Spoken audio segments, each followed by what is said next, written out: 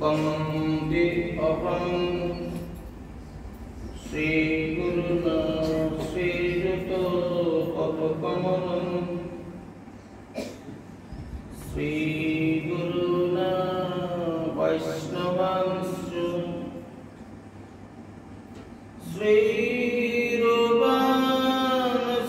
श्रीरूपानुसाकृजातं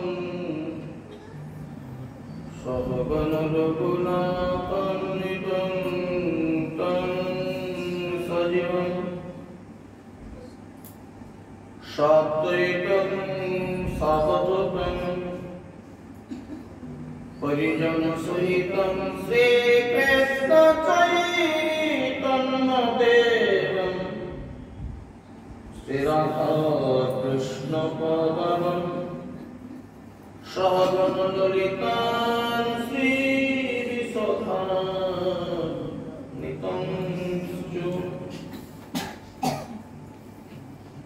वन्दे श्रीकृष्णचैतन्यं श्रीनित्यानन्दं सहजितं गौरद्वये पुष्पवन्तो चित्रशन्तो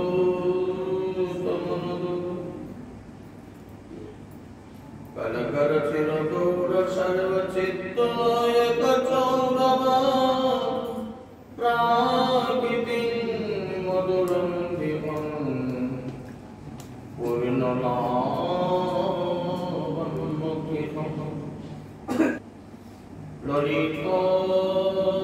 ललितकलितरूपं पवित्रपन्तर्पकुपो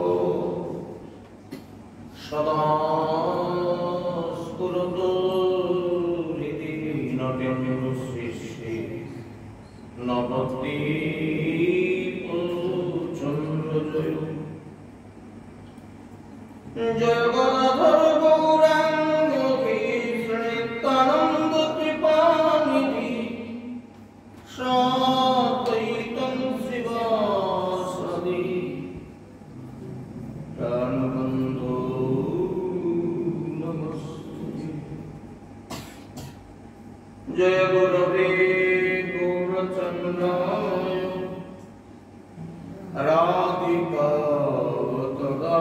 राधिकावतदालये कृष्णाय कृष्णभक्ताय तद्भक्ताय नमो नमः। गुरुन् वन्दे रसानन्दे प्रेमानन्दस्वरूपकं नमामि दरसे भगिनं नमामि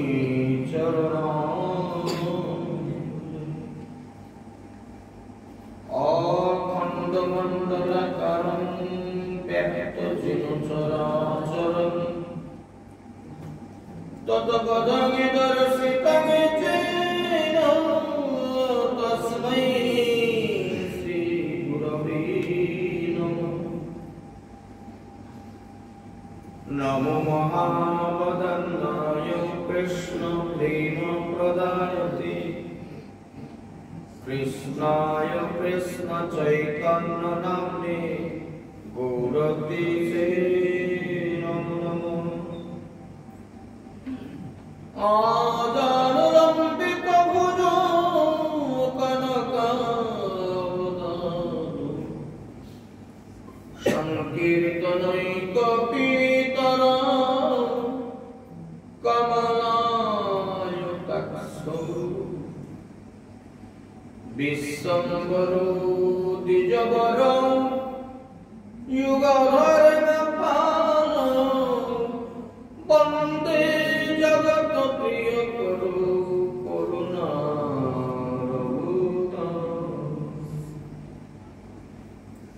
अनर्पितचरिञ्चिरं करुणयावतीर्णो कलो समर्पयितुमुन्नतजलसन् सभक्तिश्रियं हरिपुरप्रसुन्दरदुतिकदम्ब सन्दिग्धितो सदा हृदय कंदरे स्फुरतु श्री सचिनम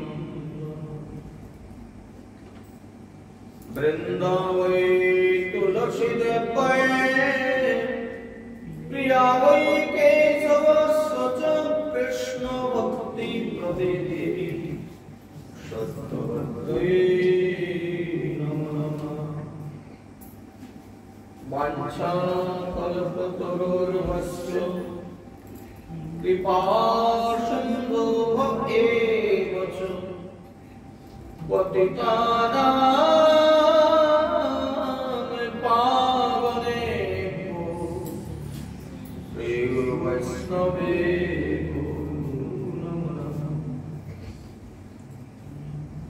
नमस्ते वैष्णव कृष्ण नमस्ते वैष्णव गुरु नमस्ते साधु सर्वे समागत गौर भक्त वृंदे नमो अनाद्यं परमाराध्यं शिव शक्ति स्वरूपिणी प्रत्यक्षं सद्गुरु रूपं चिन्मयी परमेश्वरी शिष्यरिति विहारिणि विभुक्ति मुक्ति प्रदायिनि नमामि श्री गौरेश्वरी दामोदर विलासिनी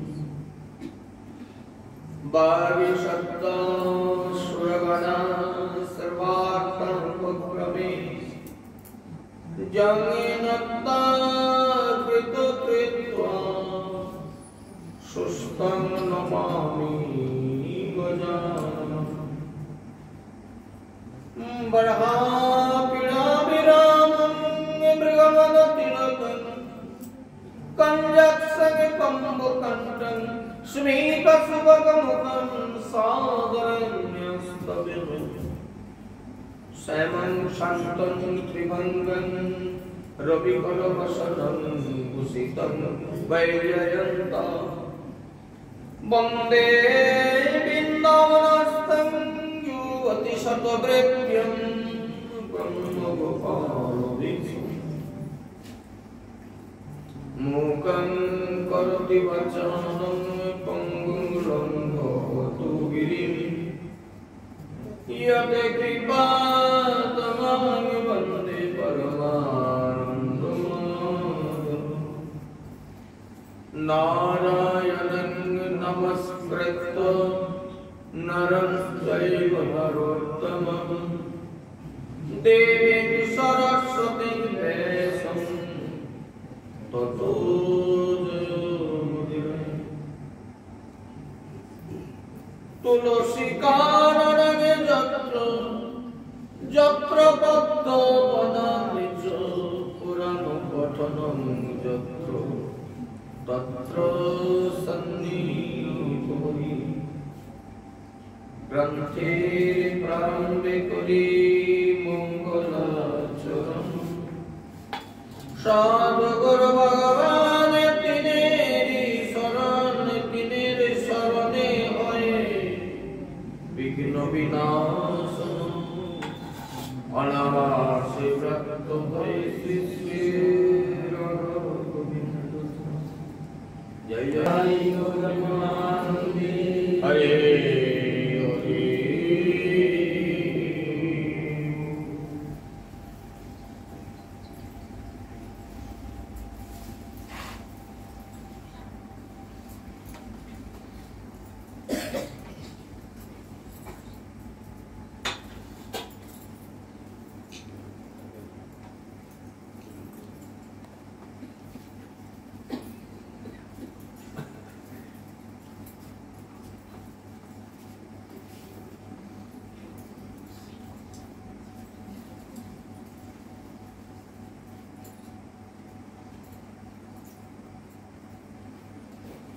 जय जय श्री गुरु निताय भगवान की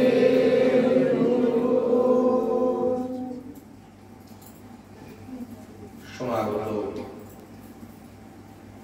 পরম परम क्षत्रिय परम पूज्यपाद श्री गौर राय वैष्णव तथा श्री राधा गोविंद श्रीपाद पद्माश्रयकारी गौर गोविंदेर लीला रस कथा सुधा मत आस्वादन कृपा रसिक भाव भक्तवृंद एवं हमार स्नेहमयी भक्तिमती मातृमंडली सभा चरण कमले सरस्वत दंडवत प्रणाम আপনারা সবাই পঞ্চের কৃপা আশীর্বাদ করুন জয় জয় তাই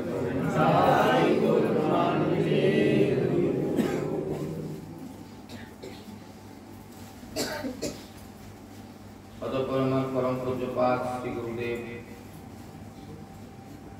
যিনি কৃপা করে একদিন আমাকে শ্রীমদ ভাগবতের সম্মুখে বসিয়ে নিজে শ্রোতার আসনে বসে আমাকে ভাগবত শিক্ষা দিয়েছিলেন আমার পরমারাধ্য শ্রী গুরুদেব নিত্যধাম প্রবিষ্ট শ্রী শ্রী নারায়ণ চন্দ্রদেব শর্মন গুরুপাদের শ্রীপাদপদ্মে আমার সর্বজনগণ প্রণাম নিত্যধাম প্রবিষ্ট পিতৃদেবের চরণে আমার প্রণাম আমার মাতৃদেবের চরণ প্রণতি আমার নিত্য সেবিত শ্রী বিগ্রহ শ্রী শ্রী শ্রী শ্রী শ্রী রাধারামোদর শ্রীপাদপদ্মে আমার সর্বজনগণ প্রণাম সর্বপ্রিয় এখন পর্যন্ত এখানে যারা উপস্থিত হয়েছেন পরে যারা উপস্থিত হবেন অথবা লাউডস্পিকার মাধ্যমে যারা শ্রবণ করছেন সবাকার চরণ কমলে আমার সশ্রদ্ধ ধন্যবাদ প্রণতি কোটি কোটি ধন্যবাদ প্রণতি আপনারা কৃপা করুন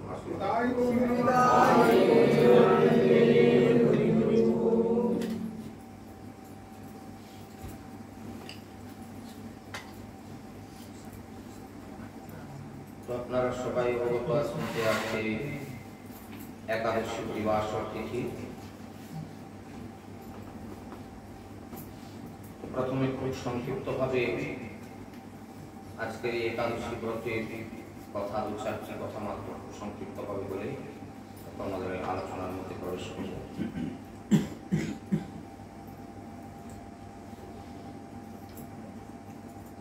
কার্তিক মাসের দামোদর মাসের শুক্ল পক্ষের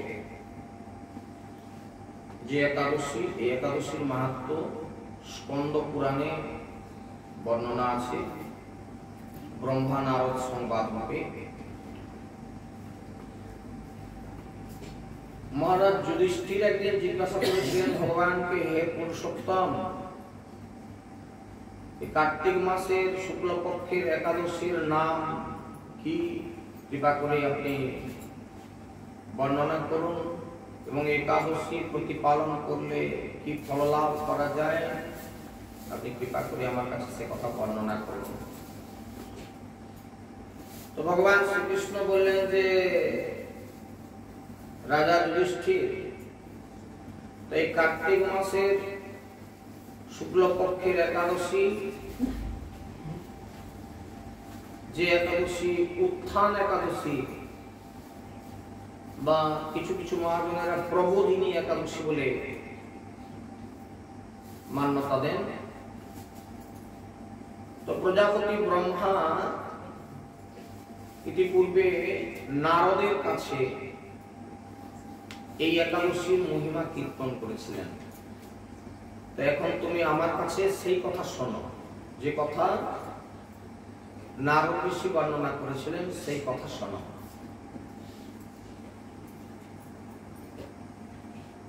তো দেবশ্রী নারদ প্রজাপতি ব্রহ্মাকে বললেন যে হে মহাত্মা যে একাদশীতে ভগবান শ্রী গোবিন্দ স্বয়ং থেকে জেগে ওঠেন কারণ আপনারা অবগত আছেন যে আষাঢ় মাসের রথযাত্রা ভেট্টি রথ উল্টো রথ যেদিন হয় তার পরের দিন যে একাদশী একাদশীটার নাম হচ্ছে শয়ন একাদশী ভগবান শয়ন করেন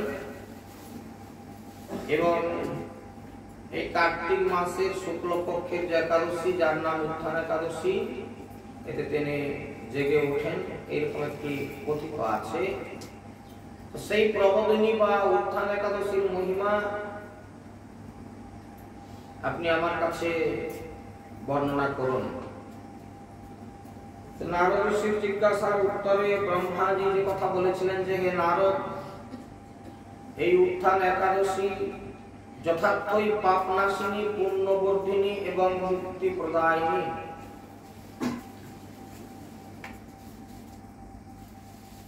সমস্ত একাদশী অত্যন্ত পুণ্যপ্রদ, মিথ্যা কথা না, কিন্তু এই উত্থান একাদশী এর থেকেও অনেক বেশি ফলপ্রদ। এবং আপনারা হয়তো অনেকে জানেন এই কথাটা, সবাই জানেন যে আমি তো এখনো জীবনে একাদশী করা শুরু করিনি, উত্থান থেকে শুরু করব। এটা আমাদের দেশে একটা প্রচলিত প্রবাদ আছে, তবে এরকম কোনো শাস্ত্রীয় ব্যাখ্যা কোনো জায়গায় বলা নাই যে উত্থান একাদশীতেই শুরু করতে হবে, নাহলে অন্য সময় শুরু করা যাবে না, এরকম কথা কোথাও বলা হয়নি, আমি কোথাও দেখিনি। তবে আমাদের জগতে এরকম একটা কথা চালু আছে, একটু বললাম উত্থান, বলে উত্থান থেকেই আমার একাদশীর উত্থান করব। তা যাক, সে ভালো কথা। তাহলে আমার মনে হয় আজকে যারা উপস্থিত আছেন আর কি, এই উত্থান একাদশীতে কেউ বাকি নেই, সবাই উত্থান করে দিয়েছেন নিশ্চিতভাবে, সবাই মিলে নিশ্চিতভাবে একাদশী করেছেন, খুব ভালো কথা। তো এই একাদশীর ব্রত নিষ্ঠার সঙ্গে যদি প্রতিপালন করা যায়, তাহলে 1000 অশ্বমেধ যজ্ঞের যে ফল, সেই ফল লাভ করবেন এই একদিন ব্রত উপবাস করে। এবং শত সহস্র যদি রাজসূয় যজ্ঞ করা যায়, সেই রাজসূয় যজ্ঞের ফল অনায়াসেই লাভ করা যায়। এই জন্য জগতের দুর্লভ বস্তুর প্রাপ্তির কথা আর কি বলবো, যা কিছু প্রাপ্তি হতে চাইবেন, দুর্লভ বস্তু প্রাপ্ত হতে চাইলে এই একাদশী ব্রত অত্যন্ত ফলপ্রদ এবং নিষ্ঠার সঙ্গে প্রতিপালন করতে হয়।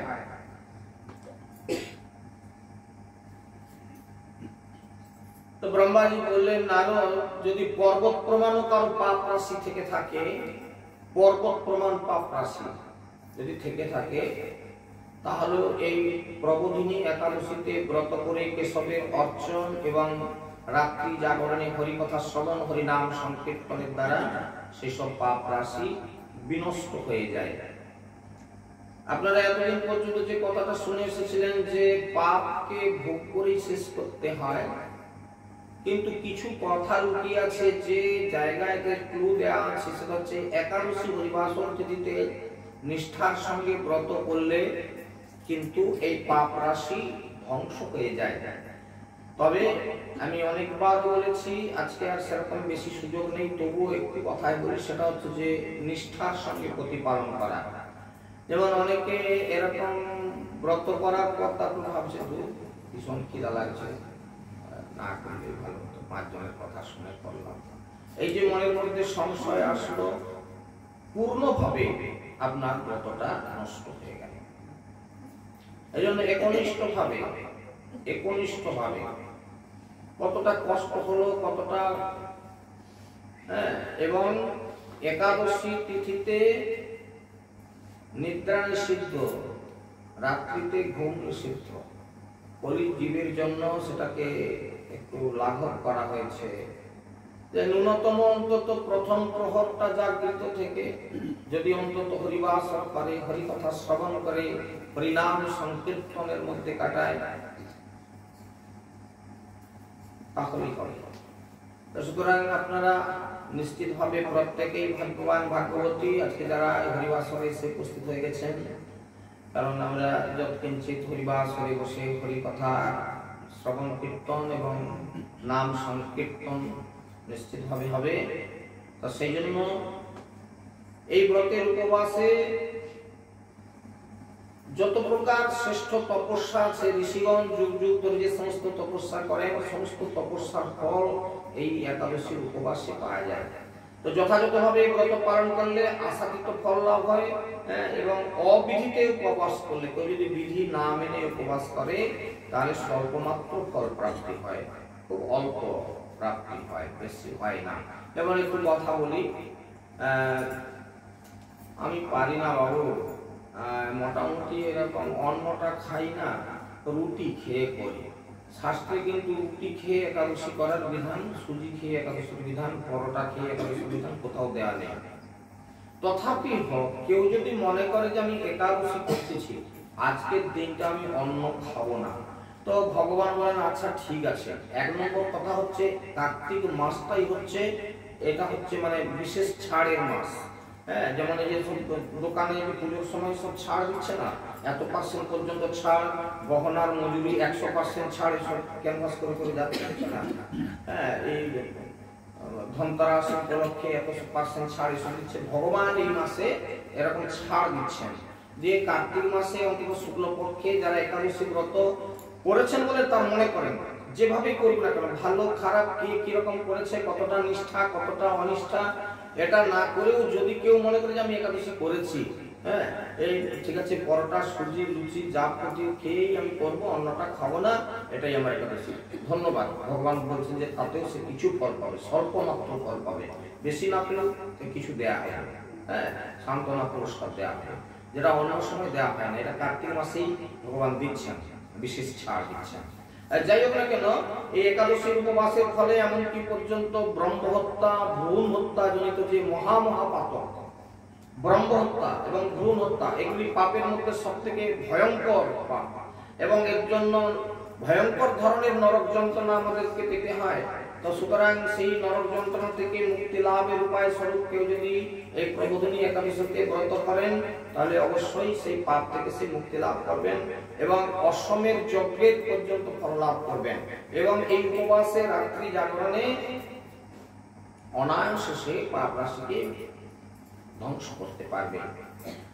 সুতরাং সঠিকভাবে উত্থান একাদশীর ব্রত অনুষ্ঠান করলে তার ফলে ত্রিভুবনের সমস্ত তীর্থ এসে পর্যন্ত উপস্থিত হয়ে যায়।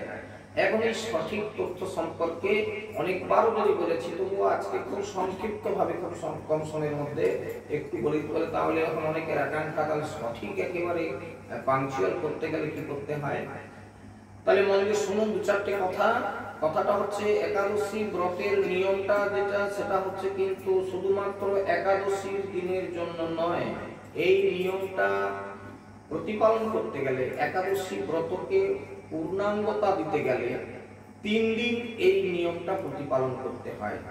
3 দিনের কিছু কিছু নিয়ম আছে।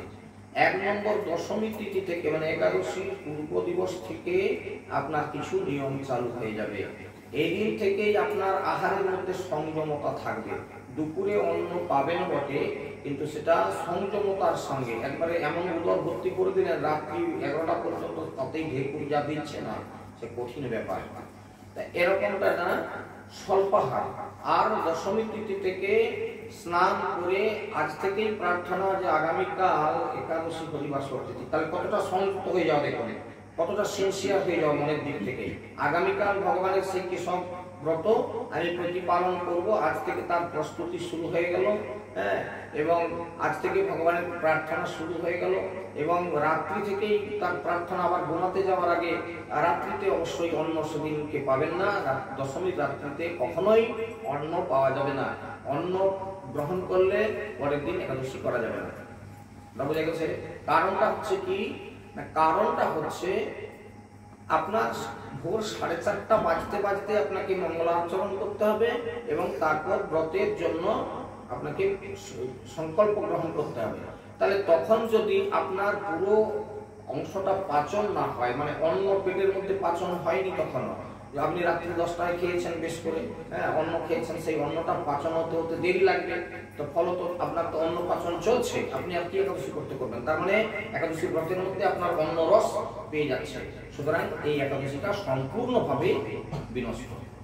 এই জন্য এই যে নিয়মগুলি, এইগুলি খুব প্রতিপালন করবার চেষ্টা করবেন। একাদশী যারা ব্রত করবেন, অবশ্যই দশমীর দিন তারা সকাল থেকে সেই উদ্যোগ নেবেন, এবং দুপুরে আহার করবেন খুব সংযত, এবং যতটা সম্ভব হালকা হালকা রান্না, মানে যেখানে খুব তেল ঘি দিয়ে আহার্য করবেন না, তাহলে ওই আহার্যটা পরিপাক হতে অনেক দেরি লাগবে।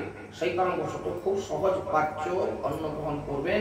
রাত্রিতে নিষিদ্ধ, রাত্রিতে আপনি শুকনো আহার করবেন, রুটি ইত্যাদি 2-1টা দিয়ে রাত্রিটা যাপন করবেন, এবং পরের দিন অতি প্রত্যুষে রাত্রি 3টা বাজলে অবশ্য বিশ্রাম ত্যাগ করবেন, এবং যথাবিহিতভাবে আপনার যে সমস্ত বাহ্য কর্ম ইত্যাদি আছে সেগুলো সেরে আপনি স্নান করে এইবার 4:30টার মধ্যে আপনি ভগবানের কাছে উপস্থিত হবেন। যার যেরকম সামর্থ্য, কারো চিত্রপট আছে, কারো বিগ্রহ আছে, অন্তত বাড়িতে চিত্রপট তো আছে, রাধা গোবিন্দের, গৌর নিত্যানন্দ ভগবান তত্ত্বের ছবি আছে, গুরুদেব গুরু মায়ের ছবি আছে, সেইখানে বসবেন। এইখানে বসে আপনার যারা যারা করেন একটু আরতি ধূপ দিয়ে একটু ভগবানকে আরতি করবেন এবং আরতি করার পর প্রণাম করবেন আর প্রণাম করে ভগবানের চরণে নিবেদন করতে হয়। আজকে সকালে যারা মঙ্গলারতিতে উপস্থিত ছিলেন তাদেরকে যে কথা বলেছিলাম যে প্রভু এই তুলসী মহারানী তুমি সাক্ষাৎ থাকো, আজকে একাদশী হরিবাসর তিথি, এই হরিবাসর তিথিতে আমি হরিবাসর ব্রত ধারণ করলাম, প্রভু আপনি করুণা করুন, হে তুলসী মহারানী তুমি আমার প্রতি করুণা হও, করুণা পরবশ হও, সে এই ব্রত যেন আমি সম্পূর্ণ করতে পারি। তো কারণ আমরা আমাদের নিজেদের ইচ্ছা এটা করতে পারি না, অহংকার যতক্ষণ মনের মধ্যে থাকবে ততক্ষণ কিন্তু আপনারা কখনোই পূর্ণতা প্রাপ্ত হতে পারবেন না, আমরা কখনোই পূর্ণতা পাবো না। অর্থাৎ কি আমরা যদি আমার তো এরকম একাদশী বলা লোক কেউ নয়, আমি একদম নির্জলা একাদশী এই করা বলবে এরকম, এইরকম যদি মনোভাব থাকে তিনি কিন্তু পথিমধ্যে ভ্রষ্ট হবেন। কিরকম ভ্রষ্টটা? একটা কথা বলি, একটা আমার জীবনের একবারে আমার বাড়ির সত্যি ঘটনা।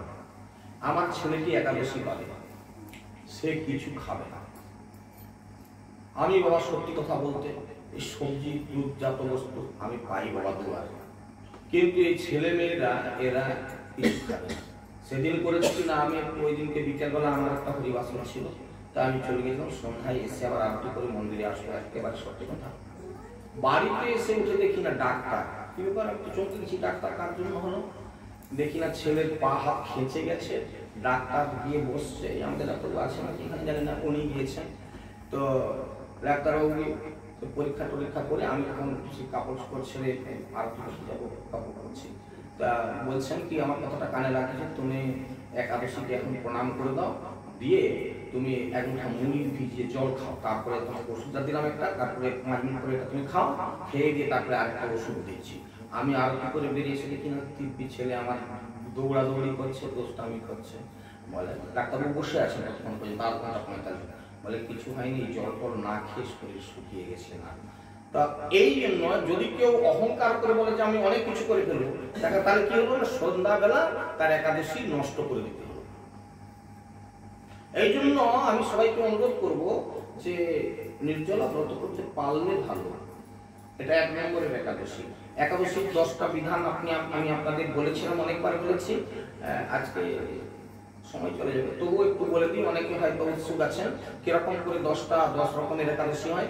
1 নম্বরের একাদশী হচ্ছে নির্জলা ব্রত, একেবারে ধরা ছাড়া পর্যন্ত একদম, এবং পরের দিন পারমাস পর্যন্ত যে নিয়ম আছে সেই নিয়ম প্রতি পালন করবেন, এটা 1 নম্বরের একাদশী।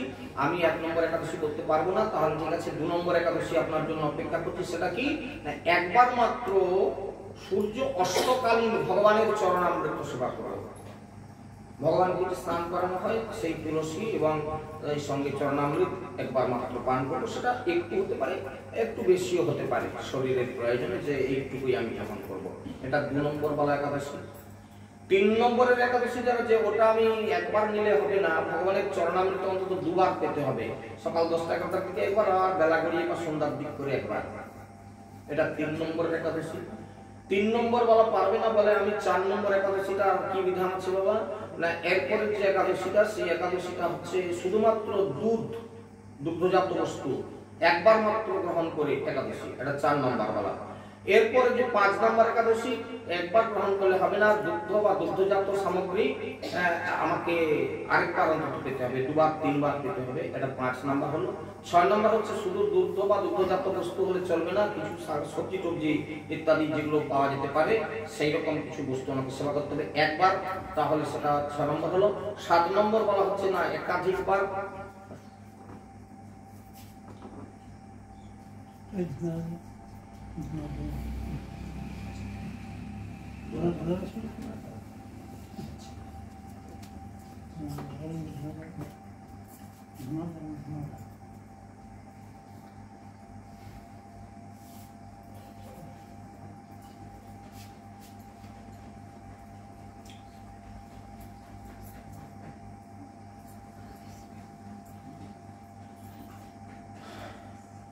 এবার 7 নম্বর যেটা, সেটা যে কথা বলছিলাম যে একবার নয় একাধিকবার আমি এটা পাবো। 8 নম্বর যে একাদশীটা, সেটা হচ্ছে যে দুধ এবং দুগ্ধজাত বস্তু এবং সবজি মিলিয়ে আমি একবার পাবো।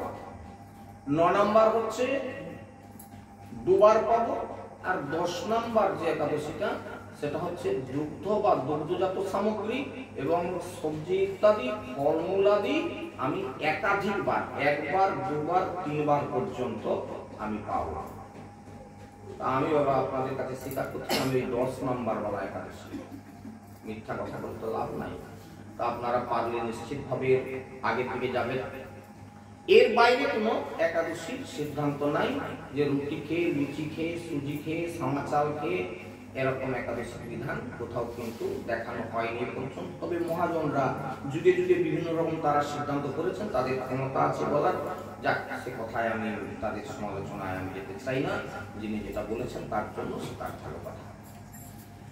এবং যে কথা প্রসঙ্গে বলতেছিলাম, তাহলে দশমীর দিন এরকম গেল, একাদশীর দিন সকালে মঙ্গল আরতির পরে আপনি ব্রত ধারণ করলেন এবং ভগবানের অর্চনা, এই অর্চনাটা কেমন, খুব মনের দিক থেকে সেরকম দৃঢ়তার সঙ্গে, আর যতটা সম্ভব ফুল মালা দিয়ে ভগবানকে সাজাবেন, তুলসী পত্র একাধিক চন্দন মিশ্রিত করে গায়ত্রী সহ ভগবানের চরণে নিবেদন করবেন আত্মিকভাবে। এবং ভগবানকে কতটা তার স্বরূপ আপনাদের গুরুদেবরা যেরকম তার স্বরূপ নির্দেশ করেছেন সেই স্বরূপ চিন্তা করতে করতে ধ্যান করবেন, এসবের ধ্যান করবেন। আর নিশ্চিতভাবে পূজা আনতে পারলে সমগ্র গীতা পাঠ করবেন, না হলে এক অধ্যায় পাঠ করবেন। এবং তার থেকে যেটা বড় কথা সেটা হচ্ছে হরিবাস ও তিথিতে হরিনাম জপ, যাদের জপ আছে তারা তো নিশ্চয়ই জপ করবেন। আর জপের সংখ্যাটা এদিনকে অবশ্য দ্বিগুণ করতে হয়, কেননা অধিক সময় আমরা ভগবানের নামের সঙ্গে যুক্ত থাকতে পারি যাতে করে। এই হচ্ছে ক্রিয়া। কেননা শুধু একাদশী করেছি, আজকে আমি এই খেয়ে আছি, এই বক্তৃতা করে কিছু লাভ না। মূল কথা যেটা সেটা হচ্ছে ভগবানের সমীপে কতটা আমরা অবস্থান করছি। উপবাস কথাটার অর্থ হচ্ছে সমীপে বাস করা, কাছে বাস করা, ভগবানের কাছে। কি করে না, আমি তো ভগবানের কাছে না শুয়ে থাকবো, না না, এরকম করে ভগবানের কাছে বাস করা হয়। ভগবানের কাছে বাস মানে ভগবানের কথার সঙ্গে যুক্ত থাকবেন, ভগবানের সেবার সঙ্গে যুক্ত থাকবেন, ভগবানের নাম কীর্তনের সঙ্গে যুক্ত থাকবেন। এর নাম হচ্ছে ভগবানের কাছে বাস করা। কেননা ভগবান কোথায় থাকে? তুলসী কাননানি যত্র যত্র পদ্ম বনানি চ পুরাণ পঠনানি যত্র তত্র সন্নিহিতরি। যেখানে পুরাণ পাঠ হয়, যেখানে হরিনাম সংকীর্তন হয়, যেখানে ভগবানের অর্চনা হয়, ভগবান বলেন আমি তো তার কাছেই বসে থাকি, আমি সেখানে উপস্থিত হয়ে যাই। তাহলে ভগবানকে কাছে নিতে গেলে পর এই পদ্ধতি ভগবানকে কাছে নিতে হয়। আর রাত্রি জাগরণ করতে পারলে খুব ভালো, যাদের পক্ষে সেটা সম্ভব তারা নিশ্চিতভাবে করবেন। আমি অস্বীকার করছি আপনাদের কাছে আমি পারি না। আমি ওই এক প্রহর মাত্র একটু করে কথা করতে পারি, বড় জোর চেষ্টা করি, তাও কখনো কখনো ঘুম পায়, আমি কথা বলে তো লাভ নাই। তো এই জন্য যে যতটা পারবেন নিশ্চিতভাবে ভালো, রাত্রি জাগরণে হরিনাম করতে পারলে ভালো, আর না পারলে অন্তত এক প্রহর করবেন। এইটুকু অন্তত ভগবানকে স্মরণ করে করবার চেষ্টা করবেন। আর একটা কথা যেটা, এটা গেল 2 দিনের কথা গেল, এখনো 3 দিনের কথা বলিনি। তৃতীয় দিন অর্থাৎ আগামীকাল যে দিনটা আসছে, এই দিনটা কি করবেন? যেহেতু একাদশীর প্রভাতে আপনি অতি প্রত্যুষে যদি না ঘুমান তাহলে তো খুবই ভালো কথা। আর যদি ঘুমিয়েও থাকেন তাহলে অবশ্যই রাত্রির শেষ প্রহর শুরুতেই আপনি জাগ্রত হবেন, মানে 3টে বাজার আগে হলে ভালো। অন্তত 3টের সময় নিশ্চিতভাবে আপনি শয্যা ত্যাগ করবেন, স্নান করে আবারও আপনি যতটা পারবেন ভগবানের নাম গুণগান কীর্তন তার আরতি ইত্যাদি করলেন। এবারে আপনি পুষ্প চয়ন করবেন, ফুলমালা গাঁথবেন, ভগবানকে পড়াবেন, পুজো পাঠ শেষ করবেন। আর দেখবেন আগামীকাল পাঁজিতে পারণের একটা সময় লেখা থাকে। অনেক সময় দেখবেন যে 7:30 গতে 8:32 মধ্যে, ঠিক সেই নিয়মটা প্রতিপালন করতে হবে। গতে অর্থে কি এই সময়টার আগে পালন করা কিছুতেই যাবে না, এই সময়টা গত হওয়ার পরে পালন করতে হবে। এটার মধ্যে আপনি বলেন এটা গতে হবে, আচ্ছা করবো তো করবো বলে পেরিয়ে গেল না, তাহলে কিন্তু সম্পূর্ণ ফলটা নষ্ট হয়ে যাবে। অনেকে একাদশী বলা আছে খাবো তো খাবো হচ্ছে, গরুগুলো বাঁধলাম, সে 10টা-11টা বেজে গেল, সময় ছিল। কালকে ব্রতের পালনের সময় আছে, আপনারা দেখেছেন অনেকেই, তবু আমি শেষ কথা বলে দিই, 9:32 মধ্যে পূর্বাহ্ন সকাল 9:32 মিনিটের মধ্যে 9:32 মিনিটের মধ্যে আপনারা নিত্যকর্ম সমাধা করে অবশ্যই পারণ প্রসাদ গ্রহণ করবেন। এই যে নিয়মটা, এই নিয়মটাকে যদি আপনারা ব্রেক করেন তাহলে কিন্তু আদৌ ফল লাভ করা যাবে না। অধিক কেউ যদি বাহাদুরি দেখাতে যায়, না আমি একবার সে 1:30টার সময় খাবো, না, আপনি পারণ করুন, আপনি 1:30টায় খাবেন, ভালো কথা। কি করবেন পারণ করতে, কি করতে? এবার পারণ প্রসঙ্গে একটা কথা বলি, কিভাবে পারণ করতে হয়। সকালবেলা এখন এগুলি অনেক জায়গাতে আপনারা কিছু মনে করবেন না, ধামে থেকেও দেখেছি যে বাবাজিরা করে কি, সে পারণ যেহেতু 8টা 8:30টার পর আছে, সে করে কি 5টার সময় অন্ন বসিয়ে দিয়েছে। হ্যাঁ, শুনতে পাই যে সেন্ট আসছে, দেখছেন না কিরকম, এরকম অন্নের সেন্ট, ভাত রাঁধার যে গন্ধ আর কি, সে ভোরবেলা উঠছে, মানে সে বাবাজিরা আগে থেকে অন্ন রেঁধে ফেলতেছে। ধামের বৈষ্ণবরা কিছু মনে করেন, কারণ নিন্দা করার জন্য বসিনি বাবা। তাহলে এরা কি করলো না, একাদশী এখনো কাটেনি, এদের পুজো পাঠ এখনো হয়নি, তারা অন্ন চড়িয়ে দিয়েছে, মানে অন্নের গন্ধ তাদের মধ্যে যাচ্ছে, বুঝতে পারছেন? তাহলে কিন্তু ব্রতটা সম্পূর্ণভাবে এদের নষ্ট হয়ে গেল কিনা জানি না, আমরা জানি, ওনারা জানেন কিনা জানি না, এই কাজটা করে। এটা আদৌ কখনো করবেন না। হ্যাঁ, পারণ অন্তে আপনারা অন্ন রন্ধন করবেন ইত্যাদি। সেই জন্য এই কিছু কথা কেন এগুলোতে আমি আন্ডারলাইন করতে চাচ্ছি, মানুষের এই জায়গাগুলোতে ভুল করছে। একবারে করে কি দিয়ে আমি অন্ন খাবো, কাল থেকে খাবো নাই, অন্ন খেলো, কাল থেকে খাবো নাই, পান্ত নিয়ে বসবো, না, এটা করার জন্য নয়। পূজা পান্তে ভগবত প্রসাদে পালন করতে হবে, এবং সেই প্রসাদটা হবে কিরকম, যে ব্রত ধারণ করে যেগুলো নিষিদ্ধ আছে সেই নিষিদ্ধ বস্তুগুলো বারণের মধ্যে আনতে হয়। এই জন্য বিশেষ করে যে কথা বলা হয়েছে হরিভক্তি বিলাসে, সেটা হচ্ছে মহাপ্রসাদ দ্বারা। মহাপ্রসাদ, জগন্নাথের মহাপ্রসাদ রেখে দেবেন বাড়িতে, 1 রঞ্চ নেবেন, এতগুলো না 1 রঞ্চ নেবেন, সেটাকে বর্ণনা করবেন, হাতে ডান হাতে তালুতে নেবেন, কপালের কাছে রাখবেন। মহাপ্রসাদে গোবিন্দে নাম ব্রাহ্মণে বৈষ্ণবে স্বল্প পুণ্য গতাং রাজন বিশ্বাসময় জয়তে শরীর বিদ্যা জল জলেন্দ্রিয় তাই কাল নিয়ে ফেলে কঠিন সংসারে, তার মধ্যে জুহা অতি লোভময় সুদূরমতি, তাকে যেতা কঠিন সংসারে কৃষ্ণ বড় দয়াময় পরিবারে জুহা জয় প্রসাদ নদিলা ভাই, সেই অন্নামৃত পাও রাধা কৃষ্ণ গুণ গাও, প্রেমে ডাকো চৈতন্য নিতাই, রাম কয়ে সুখ বজে কৃষ্ণ কয়ে রূপ যায়, মহামহিম মহাপ্রসাদ পাও, প্রেম শিখো শিরাধে কৃষ্ণ প্রিয় পবিতায়, চৈতন্য শ্রী অদ্বৈত চিতা শ্রী শ্রী রাধা রানীর জয়, মহাপ্রসাদ की जय, महाप्रसाद पाने वाला की जय, हृदय गौर प्रेमानंदे বলে সেই মহাপ্রসাদটা মুখে দেবেন। সেই মহাপ্রসাদটা মুখে দেওয়ার পর 1 গণ্ডূষ জল পান করবেন। এটা হচ্ছে পারণের বিধি। পান নিয়ে বসে যাবেন, মুড়ি নিয়ে বসে যাবেন, অন্ন রেঁধে নিয়ে বসে যাবেন, এটা ঠিক না। বোঝা গেছে? মহাপ্রসাদের দ্বারা পারণটা করবেন। তাহলে এই হলে একাদশী ব্রতটা সমাধা হবে। আমি বারে বারে কথাগুলো বলি এই কারণে, মানুষ অনেকেই এখনো ভুলের মধ্যে আছে, অনেক ভুলের মধ্যে আছে। দেখি তো অনেক কিছু বলা হয়, তারপরেও দেখা যায় তারা ভুল করছে। এই জন্য বারে বারে, আর হরি কথা এই জন্য বারে বারে শুনতে হয়, বারে বারে হরিবার সরে আসতে হয়। আস্তে আস্তে আস্তে আস্তে একটা মানে একে ধুইতে ধুইতে ধুইতে ধুইতে চকচকে হয়। একদিন হরিবার সরে এসে গেলে আমি সব জেনে গেছি যদি কেউ বলে, তাহলে আর বলার কিছু নেই। কারণ কি, এগুলো শুনতে শুনতে একদিনই মানুষ তৈরি হয়ে যাবে। আজকে এত কথা বললাম, এখন এখানে খুঁজলে কি পাওয়া যাবে না যে একজনও কেউ হরিবাসন করে না, আজকে এরকম পাওয়া যাবে না? আছে, তবু ধরে নিচ্ছি যে সবাই একাদশী ব্রত করেছেন, আছে। হ্যাঁ, সেগুলো তো আমরা জানি। সেই জন্য কি না, বারে বারে বলতে বলতে শুনতে শুনতে না, এটা সত্যিই তো আমাদের করণীয়। এই ব্রততে আমাদের প্রতিপালন না করলে কর্তব্য হয় বা আমাদের অপরাধ হয়। সুতরাং এই তিথিটাতে আমরা এই করবো, পালন করবো। আস্তে আস্তে অনেকেই আসছেন। হ্যাঁ, একটা সময় ছিল আমাদের দেশে কেউ একাদশী ব্রত কবে আসতো জানতো না। হ্যাঁ, বলে 4টে বড় একাদশী করে, মানে তার মধ্যে অবশ্যই আজকের দিনটা বড় একাদশী আপনাদের ভাষায়, তবে কোনো শাস্ত্রের ভাষায় নয়, গ্রন্থে কোথাও বড় একাদশী বলে লেখা নাই, বুঝছেন? হ্যাঁ, সমস্ত একাদশী ব্রতই কিন্তু সমান, তবুও আমরা তাকে বড় ছোট আখ্যা দিয়ে থাকি। 4টে একাদশী বড়, সেই 4টে একাদশীতে বড় জোর আগে গ্রামের মানুষ ব্রত করত, লুচি সুজি পরোটা যার যেমন ইচ্ছা এই সব খেতে পেত। তো এখন ইদানিংকালে গ্রন্থের প্রচার হচ্ছে, আস্তে আস্তে মানুষ বুঝতে পেরেছে, অনেককেই দেখতে পাচ্ছি তারা সঠিকভাবে পন্থা নিয়ে তারা ব্রত পরিপালন করছে। যাই হোক না কেন, আর বেশি কথা না বলে আমাদের আলোচনার মধ্যে যাওয়ার চেষ্টা করব। সুতরাং আজকের যে একাদশী, এই একাদশীর নাম হচ্ছে প্রবোধিনী একাদশী, উত্থান একাদশী বা প্রবোধিনী একাদশী, এই একাদশীতে ব্রত করলে তাহলে মহা মহা পাপ পর্যন্ত বিনষ্ট হয়ে যায়। তো হে বৎস, যিনি কার্তিক মাসে সর্বদা ভাগবত শাস্ত্রাদি অধ্যয়ন করেন, ভাগবত শাস্ত্রাদি অধ্যয়ন করেন, তিনি সর্বপাপ মুক্ত হয়ে সমস্ত যজ্ঞের ফল লাভ করবেন এবং ভগবান হরিভক্তিমূলক শাস্ত্র পাঠে অত্যন্ত সন্তুষ্ট হয়ে যান।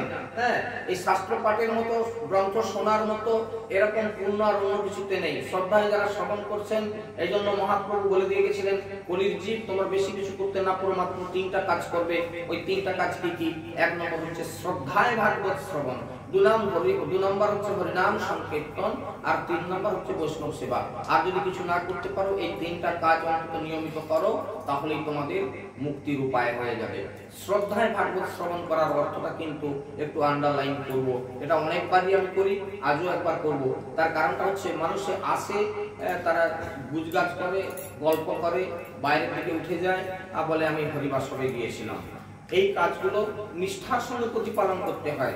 এইরকম করবেন যাতে করে অনেকে ঘুমিয়ে পড়ে। দেখুন, ঘুমিয়ে না পড়ার জন্য একটু চেষ্টা করবেন, অর্থাৎ ভার করে খাওয়া দাওয়া করবেন না। একাদশীতে অনেক সময় বলে ঠিক আছে সবজি খাবো, যখন আচ্ছা করে খেয়ে নিলাম। দেখবেন যে পেট ভাত থাকলে মানুষের একটা আলস্যতা আসে, সে তখন আলস্যতা হা হা করছে। আবার অনেকের এরকম ব্যায়াম আছে, তার মানে হো করে এরকম একটা হাই তুললে নাকি তাদের ভালো লাগে না, এরকম একটা ঘটনা ঘটে। অনেককে দেখি, এটা ইদানিংকালে আমাদের আসলে প্রায় করে না সাধারণত। অনেকে আসলে ঠেস দিয়ে বসলো, পা মিলে বসে গেল। তা এই কাজগুলো করলে শ্রদ্ধায় ভাগবত শ্রবণ হয় না। হ্যাঁ, সেজন্য শ্রদ্ধার সঙ্গে ভাগবত শ্রবণ করলে এইভাবে বসে এক মনে টান টান রেখে, চোখে চোখ রেখে শ্রবণ করতে হয়। তা আর কি করতে হয় না, এই শ্রবণের কথাগুলিকে জীবনে প্রতিপালন করতে হয়। শুনলাম বাবা তাদের বলে, বাবু বাবাজিরা ওরকম বলে, ও আমাদের কাজ নয়, সব বাবাজির কাজ, জপ টপ তো বাবাজিরা করবে, আমরা কি আরগুলো করতে পারবো না। এইগুলো হচ্ছে ভ্রান্ত ধারণা। এই ভ্রান্ত ধারণা কেউ শুনবেন না আর কারো বুদ্ধি নেবেন না। ভগবানের দিব্য নাম করার অধিকার প্রত্যেক আছে। আমার জন্য সাধনের চৈতন্য মহাপ্রভু একেবারে মানে মাতালকে পর্যন্ত বাদ দেয়নি। জগাই মাথাইকে বুকে টেনে নিয়ে বলেছিলেন, তোরা একবার করি বল, মেরেছু বেশ করছু, না মারছু মারছু ভালো করছু, তবু তোরা একবার করি বল, আয় বুকে আয়। তাহলে কি দেখালেন আমাদেরকে? প্রমাণ করে যে যতই সে নিজ জাতি হোক, যতই সে খারাপ লোকই হোক না কেন, তবু তার হরিনাম করার অধিকার আছে। এই জন্য প্রত্যেকে হরিনাম করবেন। আপনাদের দীক্ষা হোক না হোক, কিছুদিন আমি বলেছিলাম আমাদের মন্দিরে যে দীক্ষা হয়েছে কি নাম হচ্ছে খোঁজ রাখার দরকার নেই, কে কতটা ভজন করছেন সে কথাও বলার দরকার নাই। হরিনাম নাম করুন, নিত্য জপ করুন।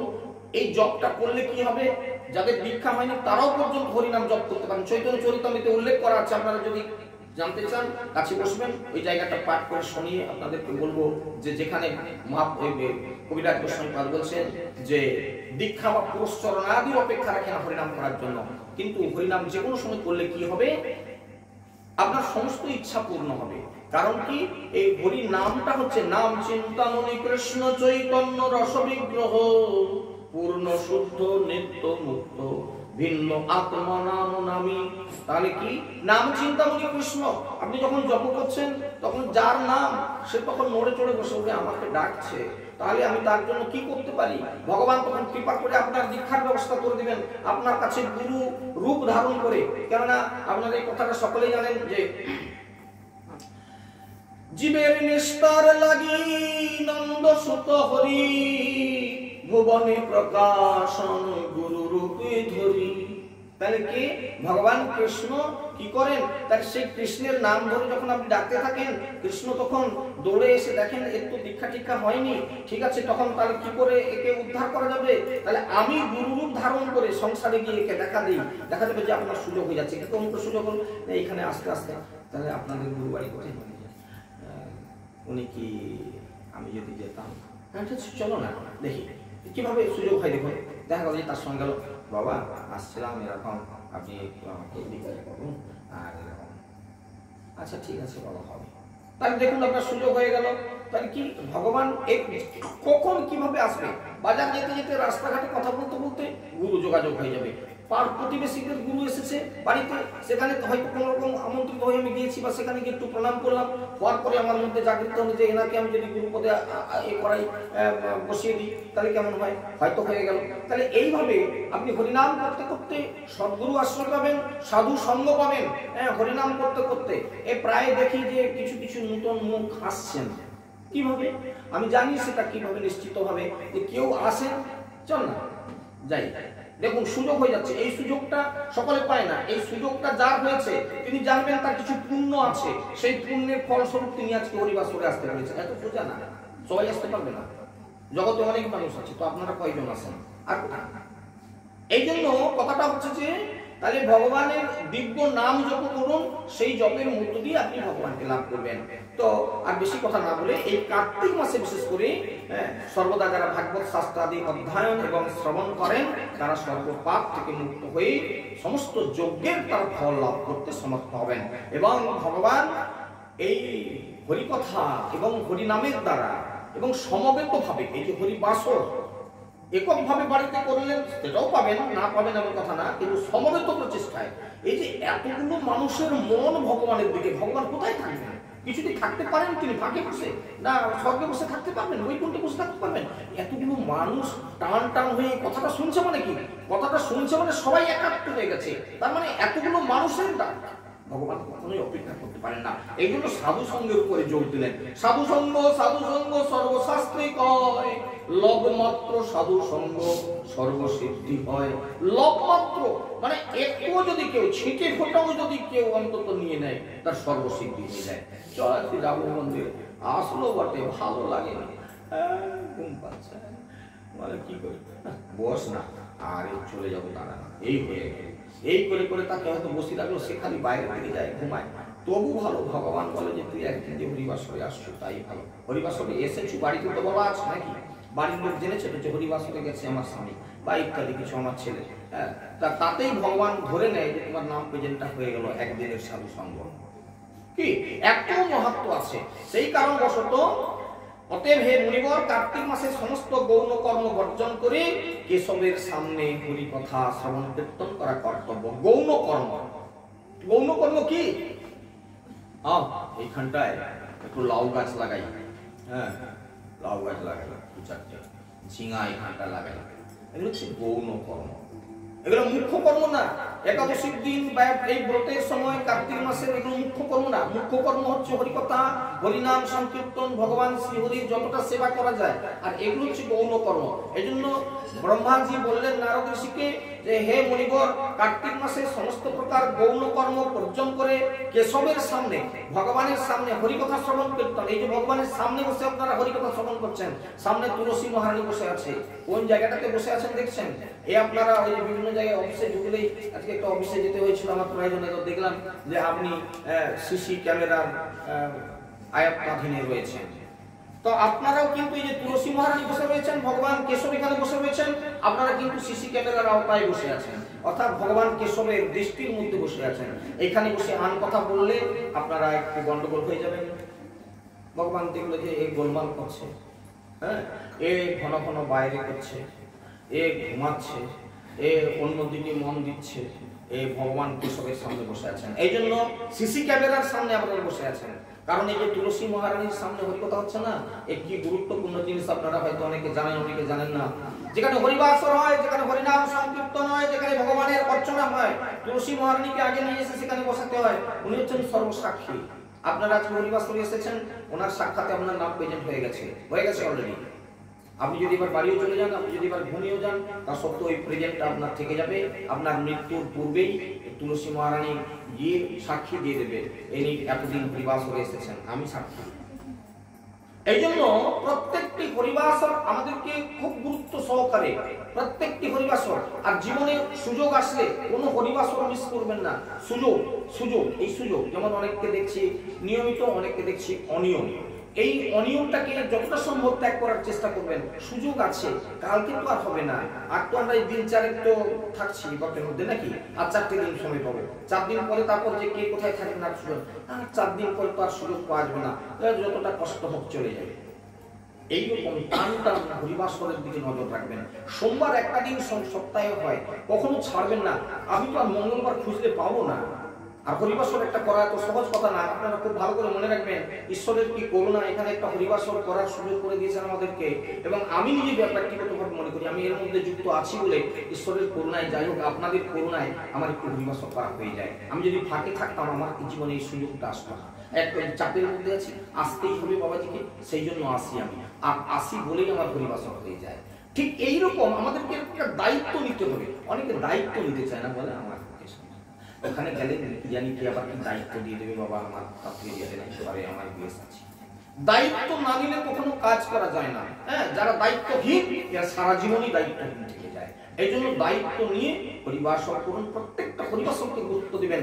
জীবনে একটা হরিবাসর যে গুরুত্ব কত আপনারা একটু খুব গভীরভাবে মনন করুন তো। আগামীকাল আপনার বাড়িতে একটা হরিবাসর করে দেখাবেন। একটা বাবাজিকে ডেকে আনবেন ভাগবত পাঠ করার জন্য, 5টা লোকজনকে নিমন্ত্রণ করবেন প্রসাদ পাওয়ার জন্য। বাড়িতে তো বিগ্রহ নাই, বিগ্রহ আনার জন্য একটা বাবাজিকে নিমন্ত্রণ করবেন। কীর্তন করার জন্য একটা কীর্তন স্টাফকে আনবেন। দেখবেন এখানে সাজানো বাগান, শুধু এসে বসে গেলেই হলো। এই সুযোগ যদি কেউ হাতছাড়া করে তাহলে তাদের কপালে খুব খারাপ। ভগবান বললেন তোকে সুযোগ দিয়েছিলাম রে, হরিবাসরের কাছে তোকে বাস দিয়েছিলাম, হরিবাসরের সঙ্গে যুক্ত করালাম তোকে। যেমন অনেকে সদস্য আছে, হ্যাঁ, আসলে তারা খুব আনন্দের সঙ্গে আসতে পারে, তার কিন্তু কিছু নাই, সদস্য আসলে আসতে পারে, আসলে তাহলে কি না তারা অবহেলায় হরিবাসরকে ত্যাগ করলো। যারা অবহেলা করে তাদের বিচারটা কেমন হবে? সুযোগ পাইনি বাবু কি করবো, সেটা তবু কথা খানিকটা চলবে। শুনি তোমাকে সুযোগ দেওয়া হয়েছিল তুমি না, তাহলে কি বলবেন? আপনি বিচারক জানেন, আপনি কি বলবেন? এই জন্য এই কথাগুলো অত্যন্ত মনন করবেন গুরুত্ব সহকারে। এই একাদশী হরিবাসরে তাহলে সমস্ত তীর্থ ভ্রমণ করলে যে ফল লাভ হয়, আজকের একাদশী হরিবাসরের দ্বারা সকলের সেই ফল লাভ হবে। বেশি কথা না বলে আজকে হরিবাসরের মহত্ব কথা এই পর্যন্ত বিশ্রাম করে জয় জয় নিতাই। তো আমরা আলোচনা প্রসঙ্গে গতকালকে যে আমরা আলোচনা করছিলাম সেই আলোচনাতে ফিরে আসছি। কেননা আজকে আমরা যে প্রসঙ্গে আলোচনা করবো সেটা হচ্ছে ভগবান কপিল দেবের আবির্ভাব প্রসঙ্গ। এবং অনেকটা রাস্তা আছে, যদিও খুব সংক্ষিপ্তভাবে আমরা এগিয়ে যাওয়ার চেষ্টা করবো। শেষে আজকে একাদশী হরিবাসর উপলক্ষে একটু হরিনাম সংকীর্তন সবাই মিলে করবো বেশি সময় ধরে। আজকে সময় দিকে কেউ লক্ষ্য করবেন না, যদি একটু রাত জাগাও হয় কেউ দুঃখ করবেন না, গাড়াগাড়ি করবেন না। হ্যাঁ, কেননা আজকে একাদশী হরিবাসর তিথি তো হয়তো একটু বেশি হরি কথা হইতে পারে, একটু বেশি হরিনাম হতে পারে, সেটা আগে থেকেই বলে রাখলাম। কেননা সময় তো আমাদের ঘুমে কেটে যায়। আর ওই জনমহামনি দেখো মামন, অর্ধেক জীবনটা ঘুমের জন্য আছে। তা সেই জন্য ঘুম থেকে যতটা জেগে থাকতে পারবেন ততটাই লাভ। হ্যাঁ, এই যে 1 মাসে যে এখানে ঘরে উঠে আসতেছেন, কি সৌভাগ্য। ঘুমকে ফাঁকি দিয়ে, ঘুমকে পুরানো দেখিয়ে আপনারা 3টায় উঠে স্নান টান করে 4:30টায় উপস্থিত হচ্ছেন। এটা 4 দিন পরে আর কেউ করবেন? আমি তো জানি নিশ্চিতভাবে করবেন। তাই এই যে সুযোগ, ঘুমকে দূর করতে না পারলে আপনার কখনোই নিদ্রা তো কাল জিনিস, এ তো কাল আমাদেরকে কোলে টেনে নেয় খাই। এই জন্য ঘড়ি যখন দেখি উঠে পড়ে যে 2টা বাজছে, ও বাবা আর ঘুমানো চলবে, এক্ষুনি ঘুমিয়ে পড়বো, 4টা বাজিয়েছিল। ওই জন্য দেখবেন, আপনি টেস্ট করে দেখবেন, এই তো 2টা বাজছে, ঘুমিয়ে পড়ি, দেখবেন যে 4:30টা পালিয়ে গেছে তখন ঘুম থেকে উঠতে উঠতে। এই জন্য ভয় রাখবেন যে না আর ঘুমকে দেওয়া হয়নি। ঘুম যখন একবার ভেঙে গেছে, ওঠো বাবা, উঠে পড়ো, ভগবানের নাম করো, ভগবানের সেবা করো, তার ইত্যাদি। এইটুকু সময় অন্তত সেখানে ব্যয় করি আমরা। আমাদের জীবনের অনেক সময় এরকম ফাঁকিবাজি করে কেটে যায়। এই জন্য ভগবানের মধ্যে যে সময়টা আমরা ব্যয় করি সেইটাই হচ্ছে আমাদের গোনার সময়। ওইটা আমাদের, ওই সময়টা আমাদের গণতি হয়, আর বাদ বাকি সময়টা আমাদের নষ্ট হয়ে যায়। তো সেই জন্য আমরা যতটা বেশি সময় পারবো ভগবানের কথা, ভগবানের নামের জন্য। আশা করি আপনাদের মনে আছে যে গতকালকে আমরা কশ্যপ ঋষির কথা, কর্দম ঋষির কথা আলোচনা করছিলাম। যে কর্দম ঋষির কাছে কর্দম ঋষি 10,000 বছর ব্যাপী তপস্যা করেছিলেন। ব্রহ্মাজি তাকে যখন আদেশ করেছিলেন যে তুমি সৃষ্টি করো এবং দাম্পত্য নিয়মে, অর্থাৎ জায়াপতি বিবাহের দ্বারা সংসার করে বংশ বিস্তার করা। কর্দম ঋষি এই কথা শুনে 10,000 বৎসর কাল তপস্যা করলেন এবং যে তপস্যার ফলে ভগবান একেবারে আর থাকতে না পেরে তিনি কর্দম ঋষির কাছে যখন এসে পৌঁছলেন, তাকে কঠোর তপস্যা করতে দেখে তার চোখ দিয়ে এক বিন্দু জল পড়ে গেল যে একটা বিয়ে করবে, সে সংসার করবে বলে 10,000 তপস্যা করছে আমার জন্য। না তো এর পূর্বে কেউ করেছে, না তো পরে কেউ করবে। এত কঠিন কঠোর তপস্যা কেউ কোনোদিন করেও না আর করবেও না। সুতরাং ভগবানের চোখ থেকে এক ফোঁটা জল পড়ে গেল, যে জলটা পড়ে গিয়ে যেখানটাতে কর্দম ঋষি এই তপস্যা করছিলেন সেই জায়গাটাতে তার সামনে একটা সরোবর হয়ে গেল চোখের জল পড়ে। ভগবানের চোখের জলে সেই সরোবরটার নাম হয়ে গেল বিন্দু সরোবর।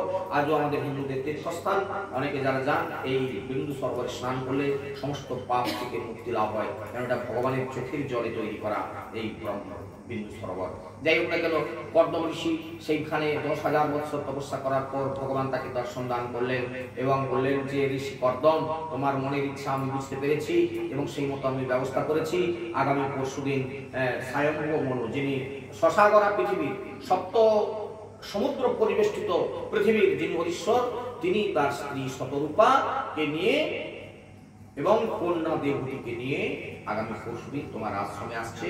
কন্যাটি তার বিবাহযোগ্যা এবং সে সারা পৃথিবী ভ্রমণ করে সেরকম একটি উপযুক্ত পাত্র খুঁজছে এবং তোমার কাছে আসলেই তুমি তাকে দেখবে এবং তিনি তোমার হাতেই তার সেই কন্যাটিকে সমর্পণ করতে চাইবে। তুমি শ্রদ্ধায় তার কন্যাকে গ্রহণ করো। এই বলে ভগবান ওখান থেকে অন্তর্হিত হয়ে গেলেন এবং সেই সময়ের জন্য অপেক্ষা করতে লাগলেন। অবশেষে ঋষি কর্দম যখন একদিন পরশুদিন এসে গেল, সেই সময় তিনি অগ্নিতে যোগ আহুতি দিয়ে তিনি যখন অগ্নিহোত্র যজ্ঞ করে ধ্যানস্থ আছেন, সেই সময় স্বয়ম্ভব মনু সবর্ণ রথে চড়ে স্ত্রী শতরূপা এবং কন্যাকে নিয়ে সেই আশ্রমে এসে পৌঁছলেন এবং ঋষিকে প্রণাম করলেন এবং ঋষিকে দেখলেন যে সত্যি তিনি একজন তপস্বী বটে এবং উপযুক্ত তপস্বী এবং তিনি বিবাহ করতে আগ্রহী। তিনি বুঝতে পারলেন এর কোন ব্রহ্মচারী। গতকালকে বলেছিলাম যারা ব্রহ্মচর্য আজীবন ব্রহ্মচারী তারা আলাদা, আর এনারা কি এতদিন ব্রহ্মচর্য অবলম্বন করে আছেন কিন্তু তিনি সংসারী হতে আগ্রহী। তো সুতরাং এর হাতেই আমার কন্যা সমর্পণ করব এবং দুজনেই রাজি হলেন। কর্দম ঋষি বললেন যে সত্যি সত্যি আমি বিবাহ করতে আগ্রহী আছি এবং আর আপনার কন্যাও অদত্তা। এই জায়গায় এসে গতকালকে বিশ্রাম করেছিলাম অদত্তা, দু একটা পয়েন্ট আলোচনা করব। বিবাহের উপযুক্ত কন্যা কিরকম হবে খুব মন দিয়ে শুনবেন। এই জায়গাগুলো ভুলের জন্যই সমাজের অধঃপতন নেমে আসছে। অদত্তা, যদি মেয়ের সঙ্গে ভালো ব্যবহার থাকে তাহলে মেয়েকে জিজ্ঞাসা করুন, কিরে তোর কারোর সঙ্গে, এটা আমরা সমাজে লজ্জাস্কর বলে মনে করি না, লজ্জার না। তোর কাউকে ভালো লাগে, কারোর সঙ্গে সেরকম প্রণয় আছে, যদি বলে তাহলে সেখানে যান। এটা ফার্স্ট। কেননা এই যে দত্তা অদত্তা কথাটার মধ্যে কাউকে সে বাক্য দিয়ে দিয়েছে তোমাকে আমি বিয়ে করবো, এই ছাপটা কিন্তু জীবনে কোনোদিন তুলতে পারবে না ওর মতো থেকে। খুব সিরিয়াস জায়গা। এই প্রসঙ্গে অনেক কথা আছে যদিও, তবুও কিছু কথা আপনাদের জানার জন্য না বললে নয়। সমাজের না হলে ভুল ভাঙবে না, সমাজের কখনো ঘুম ভাঙবে না, সেই জন্য কিছু কথা তুলে দিয়ে। একটা জায়গাতে একটা মঞ্চে প্রশ্ন উঠেছিল, সঙ্গে ছিল প্রশ্ন উঠেছিল যে একটা হিন্দু বাড়ির মেয়ে ও একটা ভিন জাতির সঙ্গে চলে যায় কি করে, এর শাস্ত্রীয় ব্যাখ্যা কিছু আছে? বললাম যে আপনারা কি সেই জায়গা শ্রবণ করে সহ্য করবেন তো, বা কেউ ক্ষুণ্ণ হবেন না তো? শাস্ত্রের কি বিধান আছে দেখুন। এটা এই প্রসঙ্গে বলার কি যৌক্তিকতা আশা করি আপনারা বুঝতে পেরে যাবেন কথাটা শোনার পরেই। তাকে বললাম এই মায়েরা যখন ঋতু স্নান করেন, ঋতুবতী থাকেন, 3 দিন কাল তারা ব্রত প্রতিপালন করেন, একটা ঘরের মধ্যে থাকে, কোনো কাজকর্ম করে না, কাউকে ছোঁয় না, ঠাকুর সেবা এদের অংশগ্রহণ করার অধিকার থাকে না। যেদিনকে ঋতু স্নান করে ওই 4র্থ দিবসে স্নান, এটা দেখবেন অশৌচ সংক্ষেপ গ্রন্থের একবারে প্রথম অশৌচ এই ঋতু, এটা অশৌচ প্রতিপালন করতে হয়। এই 4র্থ দিবসে অশৌচান্ত হয়, একে স্নান করতে হয়, নখ কেটে স্নান করতে হয় এবং ডুবে স্নান, যেটাকে আবস্নান বলা হয়। স্নান করার পর স্নান করে ওঠে, বস্ত্র চেঞ্জ করে আগে দেবতার মন্দিরে প্রণাম করবে, তারপর স্বামীকে প্রণাম করবে, অন্যান্য গুরুজনদের প্রণাম করবে। এটা হচ্ছে সিদ্ধান্ত।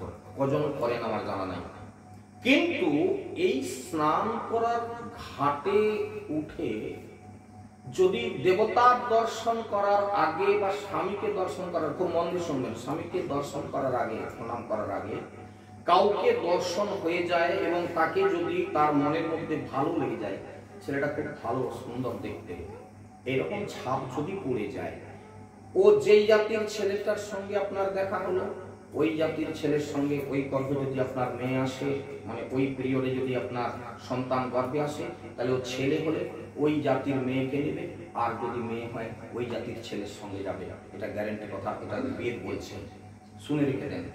এই জন্য মায়েরা সিরিয়াস হবেন। ওই দিনের স্নানটা ফাঁকা জায়গায়, ঘাটে, ফাঁকা ঘাটে, যতটা না করা যায় ঘেরা জায়গায়, ঘেরা ঘাটে এগুলো করতে হয়। পুরাকালে এগুলো সিদ্ধান্ত ছিল, এখন এগুলো বাজার থেকে উঠে গেছে, যে কারণবশত ঘটনা ক্রমশ ঘটে চলেছে। এই জায়গাটা কেন বললাম? অদত্তা।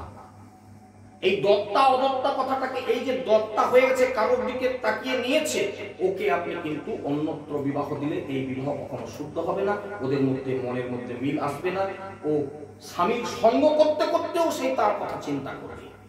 এই জন্য পুরাকালে নিয়ম ছিল, ছেলে মেয়ে দেখতে দেওয়া হতো না, ও গার্ডিয়ানরা ঠিক করবে। এদের বাবা মায়েরা যাবে, তাদের বাবা মায়েদের সঙ্গে কথা বলবে, ওদের যদি পছন্দ হয় ওরা যাকে বলবে, যেখানে বলবে সেখানে বিয়ে করবে। ও ছেলে মেয়ে দেখতে যাওয়ার কোনো ই নাই। ছেলে মেয়েকে দেখবে, আপনারা আজকে বুঝে দেখুন, আজকের বাজারে বসে আজকের চিন্তা নিয়ে আপনারা চিন্তাটা আপনাদের দিয়ে দিচ্ছি, খুঁজে দেখুন। কি মেয়েটাকে পছন্দ করলো, পরবর্তীকালে মেয়ে বলে না হয়েছিল, আমার চলবে না, হতেই পারে, কিন্তু ওর মধ্যে যে ছাপটা পড়ে গেল, ও যত জায়গায় মেয়ে দেখে বলে সেইটার মতন নয়, দেখো না সেইটা যদি দেয়, কেন দিবে সেটা? তাহলে তোমার কিন্তু ভুল হয়ে গেল। ওই স্ত্রীর কাছে বসেও তুমি তার কথা চিন্তা করবে, যখনই তোমার মেন্টালিটি খারাপ হয়ে গেল, ওর প্রজন্মটা খারাপ হয়ে গেল।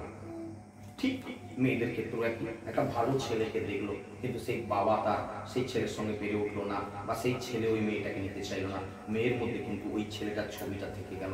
ওই ছবিটা কিন্তু কিছুতেই ঢাকা দেওয়া যাবে না। ওর প্রথম জীবনের প্রথম ছবি, ওই ছবিটাকে কোনোদিন ঢাকা দিতে পারবে না। ও স্বামীর সঙ্গ করতে করতে ওই ছবিটা মনে করে। বেদের এই সিদ্ধান্তগুলো আজকে বাজারে নেই, আর এইগুলোকে বলার মতো লোকজন নেই, যে কারণবশত আজকে সমাজ ক্রমশ অধঃপতনের দিকে যাচ্ছে। কোথায় ভুল হচ্ছে? এই ভুলগুলো আমাদেরকে টেনে তুলতে হবে, তাহলে সমাজ কোনোদিন উন্নত করা যাবে না। হয়নি এমন কথা নয়। আজকে যারা শুনলেন এই কথাটা, তারা নিশ্চিত হবে সিরিয়াস হবে। কি এই জন্য অদত্তা, এই যে কথাটা ভাগবতে লাগানো হয়েছে, এইটার পিছনে এই কথাগুলো লুকিয়ে আছে। কারণ এই যে দেবহূতি এসেছে, এই দেবহূতি কাউকে বাক্য দিয়ে আসেনি। তার পিতামাতা তাকে নিয়ে বেরিয়েছে জামাতা খোঁজ করবার জন্য, খুঁজে যার হাতে দেবে তার হাতে সে যাবে। এই জন্য কাউকে বাক্য দিয়ে আসেনি। এই জন্য বলছে যে আপনার কন্যা অদত্তা। সুতরাং আমাদের দুজনের মধ্যে যে বিবাহ সংস্কার, সেটা সর্বশ্রেষ্ঠ ব্রাহ্ম বিবাহ। ব্রাহ্ম বিবাহ। এইবারে বেদের সিদ্ধান্ত অনুযায়ী আপনাদেরকে বিবাহের কত প্রকার বিবাহ আছে সেই প্রসঙ্গে একটু সংক্ষিপ্ত ব্যাখ্যা দিয়ে দিই। খুব মন দিয়ে শুনবেন, না হলে মনে রাখতে পারবেন না। যে বিবাহগুলি আছে, এই বিবাহ হচ্ছে 8 প্রকারের বিবাহ আছে। 8 প্রকারের বিবাহ আছে। কি কি বিবাহ? আগে নামগুলো বলে দিই, তারপর সেই সম্পর্কে খুব ছোট্ট করে একটু ডেফিনিশন লাগাবো। 1 নম্বর যে বিবাহটা, সেটাকে বলা হয় ব্রাহ্ম বিবাহ। 2 নম্বর যে বিবাহ, সেটাকে বলা হয় দৈব বিবাহ। 3 নম্বর যে বিবাহ, সেটা হচ্ছে আর্য বিবাহ। 4 নম্বর বিবাহ হচ্ছে প্রজাপত্য বিবাহ।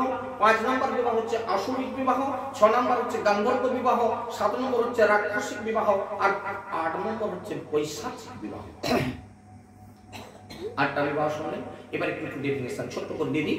1 নম্বর যেটা ব্রাহ্ম বিবাহ, এই ব্রাহ্ম বিবাহটা হচ্ছে ছেলে এবং মেয়ে অপর কাউকে কোনোদিন দর্শন করে না, এবং তাদের এই প্রথম, তারা দুজনেই বিবাহে আগ্রহী, এবং দুজনেই, যেমন একটি মেয়ে সে একটি সুন্দর স্বামীর সঙ্গে সংসার করতে চায়, একটি ছেলেও সে একটি সুন্দর স্ত্রীকে নিয়ে সংসার বাঁধতে চায়। দুজনের এই যে সুন্দর অভিমত, এবং কেউ কাউকে কোনোদিন দেখেনি বা কারোর প্রতি তাদের মনোনিবেশ হয়নি, মানে দত্তা হয়নি।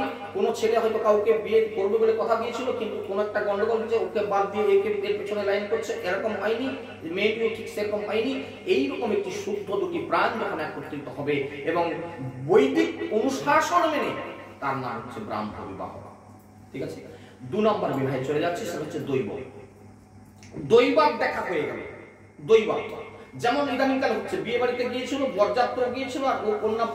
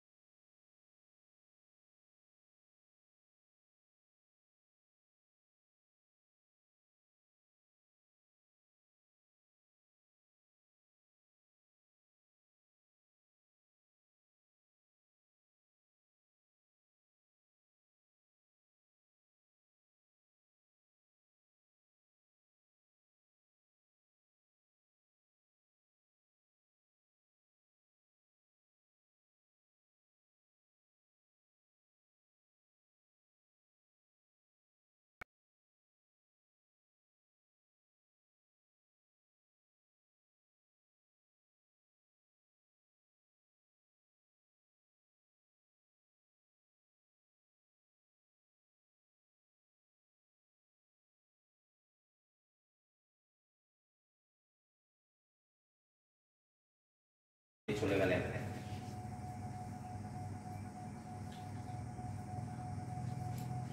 অনেক কথা এখানে থেকে গেছে, যেগুলো আমি আর উল্লেখ করতে যাচ্ছি না, এর পরের ঘটনায় চলে যাচ্ছি। পিতৃভ্যাং প্রস্থিতে সাধ্যি পতিমিঙ্গিত কোবিদ নিত্যং পরি পর্যচর প্রত্যা ভবানী ভবং প্রভুন। হে বিদুর, মৈত্র ঋষিপাদ বলছেন, পিতামাতা মনু এবং শতরূপা তারা স্বদেশে প্রস্থান করলে পর ভগবতী পার্বতী দেবী যেরকম বনচারী সেই দেবাদিদেব ভোলানাথ মহাদেবের সেবা করেছিলেন, সেইভাবে পতির অভিপ্রায় অভিজ্ঞা সাধ্যি, পতির অভিপ্রায়াবিজ্ঞা, পতির অভিপ্রায় নির্দেশ না, তুমি এটা করো না। প্রতিটি সাধ্বী রমণীর কর্তব্য হচ্ছে, একজন সাধ্বী রমণী অবশ্যই সে পতির মনের ইচ্ছা বুঝে স্বামীর কি সেবা করণীয় আমার, যে সেবার দ্বারা তিনি এখন সন্তুষ্ট হবেন, তার মন জেনে সেই সেবাগুলো করা কর্তব্য। এর থেকে ভালো গার্হস্থ্য ধর্ম হতে পারে না। যাদেরকে বলে করাতে হয় একটু খারাপ লাগে, আর যাদেরকে হেঁটেও করেনি তাদের ঝগড়া হয় না। খারাপ কথা বললাম, যাই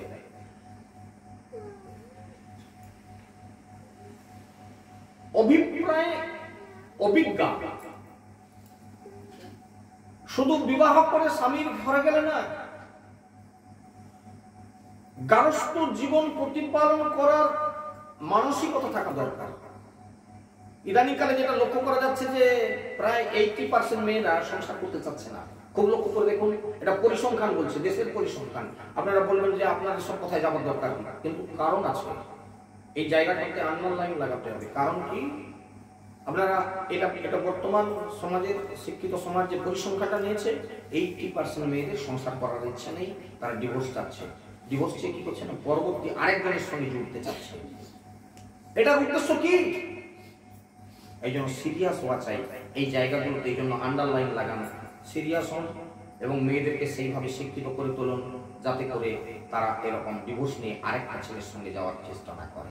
এগুলো হচ্ছে জীবনের সব থেকে চরম সর্বনাশ। এর কাছে কোনো সন্তান হলো না, আরেকটা স্বামীর কাছে গেল, তার কাছে কিছুদিন কাটিয়ে দিল, ওর সঙ্গে কোনো সন্তান হলো না, তারপরে তৃতীয় স্বামীর কাছে যে সন্তানটা হবে, ওই সন্তানটা সমাজের সব থেকে বিভীষিকা তৈরি হবে। কারণটা কি?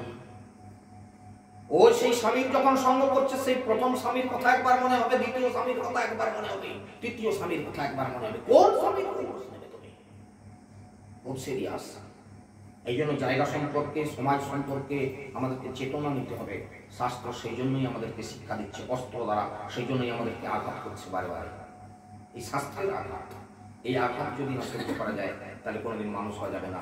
শিক্ষকের চাবুক যারা খায়নি তারা যেমন জীবনে মানুষ হতে পারেনি, শাস্ত্রের চাবুক যদি না খান তাহলে কিন্তু মানুষ তৈরি হওয়া যাবে না। এই জায়গাগুলোতে আন্ডারলাইন করবেন প্রত্যেকে। সেই জন্য পতির অভিপ্রায় আজ্ঞা সাধ্যি দেবতী প্রত্যেকদিন প্রীতি সহকারে স্বামীর পরিচর্যা করতে লাগলেন। কিরকম ভাবে? যার মধ্যে কোনো কামনা নেই, যার মধ্যে কোনো দম্ভ নেই, যার মধ্যে কোনো বাসনা নেই, যার মধ্যে কোনো লোভ নেই, যার মধ্যে কোনো পাপ নেই, যার মধ্যে গর্ব ইত্যাদি সমস্ত কিছু পরিত্যাগ করে দেবতী অবহিত চিত্তে উদারতার সঙ্গে, শুধু একটা গ্রন্থ বাজারে পাওয়া যায়, পতি পরম দেবতা। একটু পড়াশোনা করবেন, কিছু কথা পাবেন। পতি পরম দেবতা, সমস্ত দেবতাদের সেবা বন্ধ করে দিয়ে পতির সেবা করা হয়। ভগবান এসে যদি দরজায় দাঁড়িয়ে থাকে, আপনি যদি সতী সাধ্বী রমণী হয়ে পতির সেবা করতে থাকেন, আপনার মুক্তি আছে। ভগবান বুঝতে পেরে যায় সে সতী সাধ্বী স্ত্রী পতির সেবা করছে, আমি দরজায় এসে ডাকছি বটে, সে দরজা খুলতে আসেনি, পতি সেবায় ব্যস্ত আছে, এক্ষেত্রে কিছু বলা যাবে না।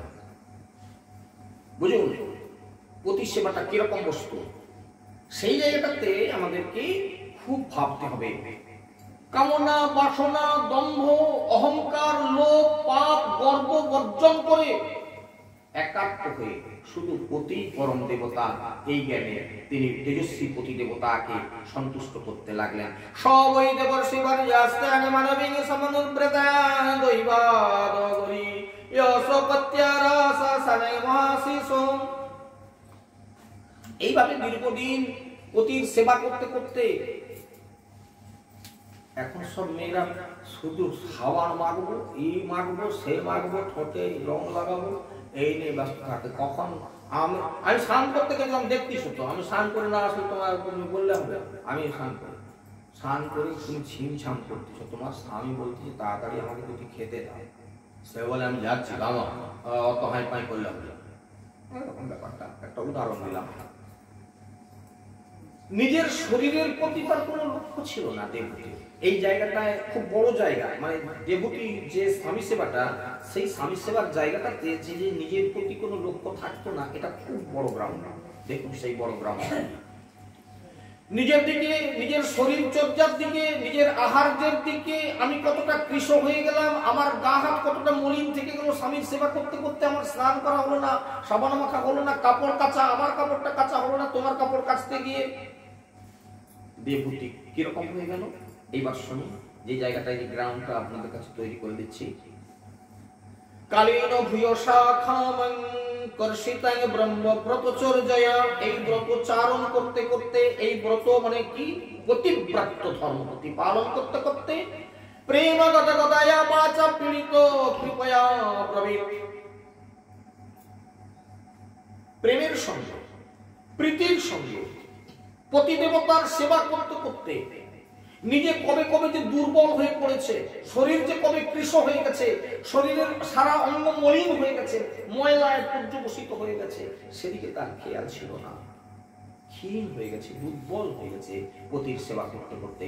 কোনোদিন স্বামীকে বলেনি যে আমি পারবো না, আমার শরীর খারাপ করছে। একদিন ঋষি কর্দম যখন হোমাগ্নি সমাপন করে হঠাৎ তাকালেন, তাকিয়ে পত্নী দেবহূতিকে নজরে পড়ল। একই মনে পড়ে গেল যেদিনকে স্বয়ম্ভু মনু তার সেই কন্যাকে নিয়ে আমার কাছে এসেছিল, কত সুন্দর দেখতে। যে দেখার বর্ণনা ঋষি কর্দম নিজের মুখে করেছিলেন, যার রূপে মোহিত হয়ে বিমানে চলে যেতে যেতে গন্ধর্ব রাজ অজ্ঞান হয়ে পড়ে গিয়েছিল। সেই রূপ, এই রূপ, একই হয়েছে তোমার রূপ। তুষ্ট ভমাদ্য তব মামনি মানদায়া শুশ্রূষয়া পরময়া পরয়া চ ভক্তা যো দেহিনা ময়মতি বসুহিত সদেহ নবেক্ষিত সমুচিত কপিত মদর্থে। আমার জন্য তুমি এইরকম হয়ে গেছো, তুমি আমার খুব আদর যত্ন করেছো, তোমার পরম সেবা এবং ঐকান্তিক ভক্তিতে আমি খুব সন্তুষ্ট হয়েছি। দেহিগণের কাছে, যে কোনো দেহিগণের কাছে তার দেহটা খুবই আদরের। কথাটা একটু গুরুত্ব দিবেন। চোখে যাদের ঘুম আসছে একটু যদি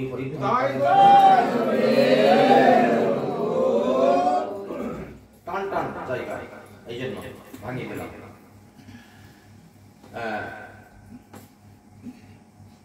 তোমাকে যে রূপে আমি দর্শন করেছিলাম, তোমার যে রূপ দর্শন করে গন্ধর্বরাজ বিশ্বাবসু অচেতন হয়ে পড়ে গেছিলেন, কি দশা হয়েছে তোমার। দেহিগণের কাছে তার দেহটা খুব আদরণীয় হয়। আমার যদি এই জায়গাটায় ময়লা থাকে, এই জায়গাটাতে যদি একটা চুলকুনি হয়, তাহলে ওইখানটাতে মন করে থাকে এখানে কি লাগাবো, ওষুধ কি করব না করব, এই ক্ষতটা কি হবে না হবে, সেইখানেই মন পড়ে থাকে। কিন্তু দেবহূতি পতির সেবা করতে করতে নিজের দেহটা যে একেবারে কৃশ হয়ে গেছে, শুষ্ক হয়ে গেছে, রুগ্ন শূন্য হয়ে গেছে, মলিন হয়ে গেছে, কাপড় চোপড় যে কতদিন কাঁচা হয়নি, শরীরে যে কতদিন পরিষ্কার করা হয়নি, মাথার চুল আউলায়িত হয়ে গেছে, সেজন্য জোটা হয়ে গেছে, কেশ সংস্কার করা হয়নি। ঋষি কর্দমের চোখে আজকে পড়লো, এতদিন পরে অগ্নিহোত্রাদি করবার পর যখন তিনি প্রথম তাকালেন, দেখলেন এই কি অবস্থা স্ত্রীর, সতী সাধ্বী রমণী আমার সেবা করে করে, হ্যাঁ, দেহিগণের কাছে তার নিজের দেহ অত্যন্ত প্রিয় হয়, কিন্তু তুমি আমার সেবা কার্য থেকে তোমার এই দেহ ক্ষীণ হয়ে গেছে, সেদিকে তুমি দৃষ্টিপাত করনি। অতএব ভগবত আরাধনায় রত থেকে এই জায়গাটা এবারে আবারও একটা আন্ডারলাইন লাগাবো আপনাদের কাছে। আচ্ছা, তার আগে একটা কথা বলে নি, এরকম একটা কথা কি আপনাদের শোনা আছে নাকি? দেখুন তো, পতির পুণ্যে সতীর পুণ্য, এরকম কথা শোনা আছে? কেউ শুনেছেন কোনোদিন? এই কথাটা আবার লাগিয়েছে একটা কবিতায়, রবীন্দ্রনাথ ঠাকুরের লেখা পুরাতন ভিত্ত যারা পড়েছেন, পতির পুণ্যে সতীর পুণ্য নইলে খরচ বাড়ে। আমি একাই যাই না তীর্থ করতে, তুমি গেলে আমার শুধু খরচা বাড়বে কেন?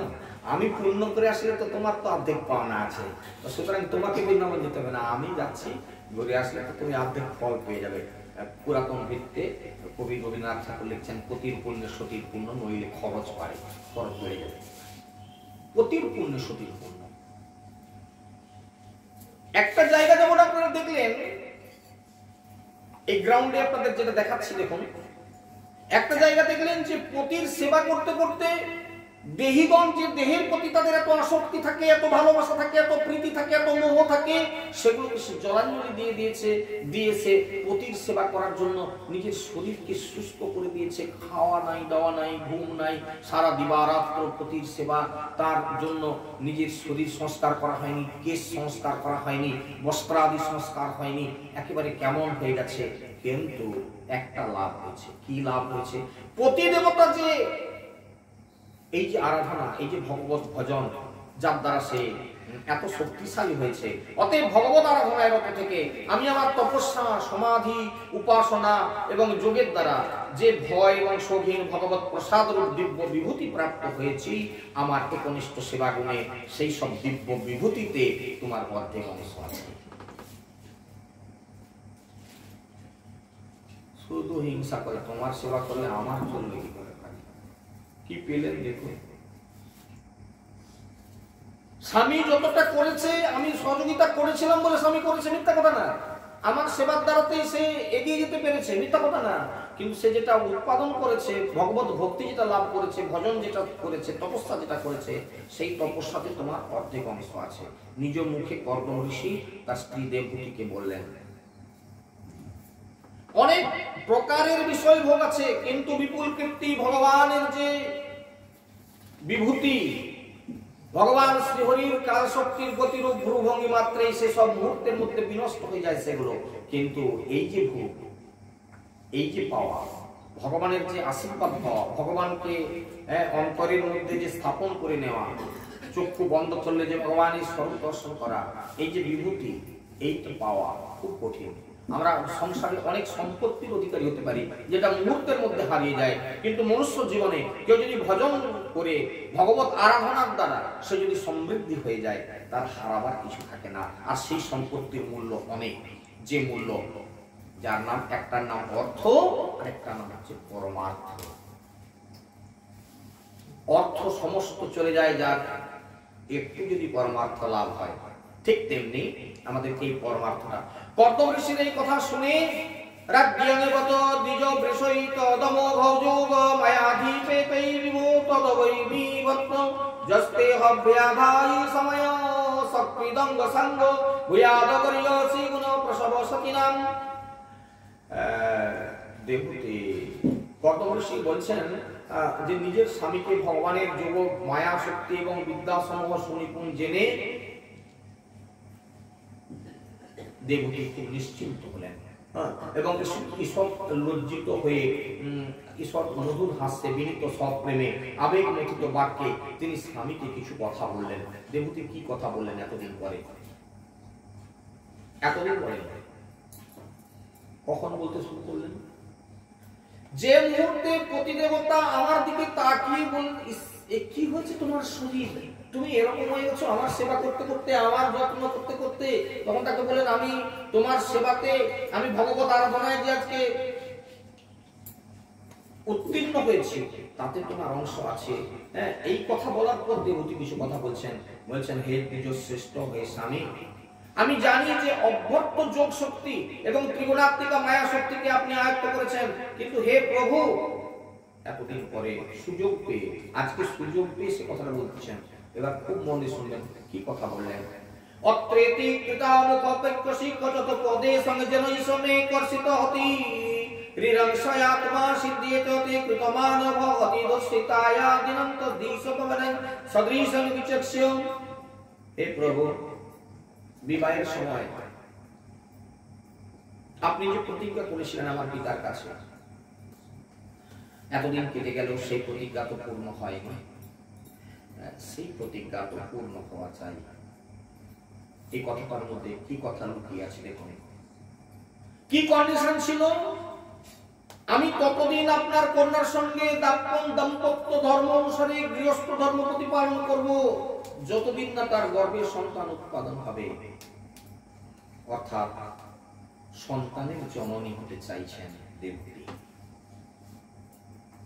এতদিন পতির সেবা করবার পর পতি দেবতা যখন মুখ তুলে চাইবেন, তখন তার অন্তরের অভিপ্রায়টা ব্যক্ত করলেন।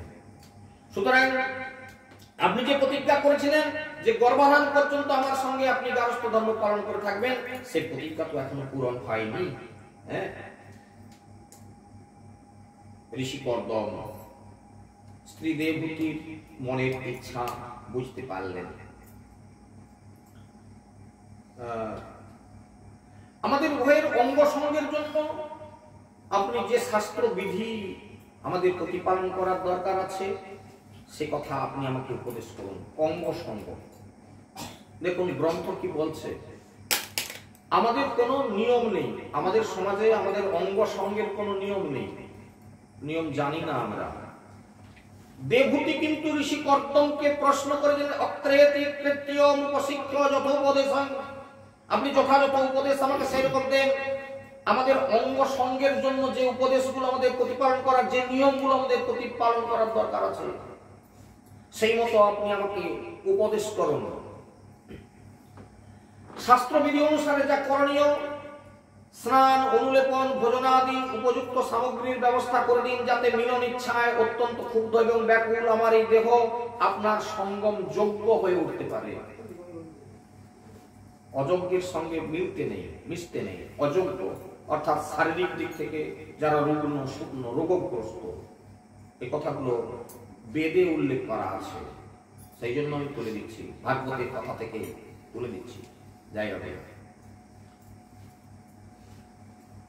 তো সুতরাং আপনার কারণে বর্ধিত কাম বেদনায় আমি বিহলা হয়ে রয়েছি হে স্বামী। এই জন্য একটা উপযুক্ত ভবন দরকার, যাতে রচিত হয়, তার ব্যবস্থাও আপনি করুন। এটা তো আশ্রম, আশ্রমে শুধু যাগযজ্ঞ হওয়ার জন্য, এখানে সেরকম কোনো ভালো একটা গৃহ, ঘেরা জায়গা এবং তার উপযুক্ত একটা সুন্দর শয্যা সে তো নেই, আপনি তারও ব্যবস্থা করুন। মৈত্র ঋষিপাদ বিদুরকে এই কথা শোনাতে শোনাতে, ঋষি কর্দমের কথা শোনাতে শোনাতে বলছেন যে পত্নীর ইচ্ছা পূরণের জন্য ঋষি কর্দম কি করলেন, সেই সময়ে সমাধিস্থ হয়ে একটা বিমান সৃষ্টি করলেন। বিমান, যে বিমানটা ইচ্ছা মতো যেখানে খুশি সে বিচরণ করতে পারে, পর্বতের গুহায়, পর্বতের উপরে, সমুদ্রের উপরে, বিভিন্ন জায়গায় যেখানে যেখানে বিচরণ করবার দরকার, যেখানে ইচ্ছা সেখানে যাবে।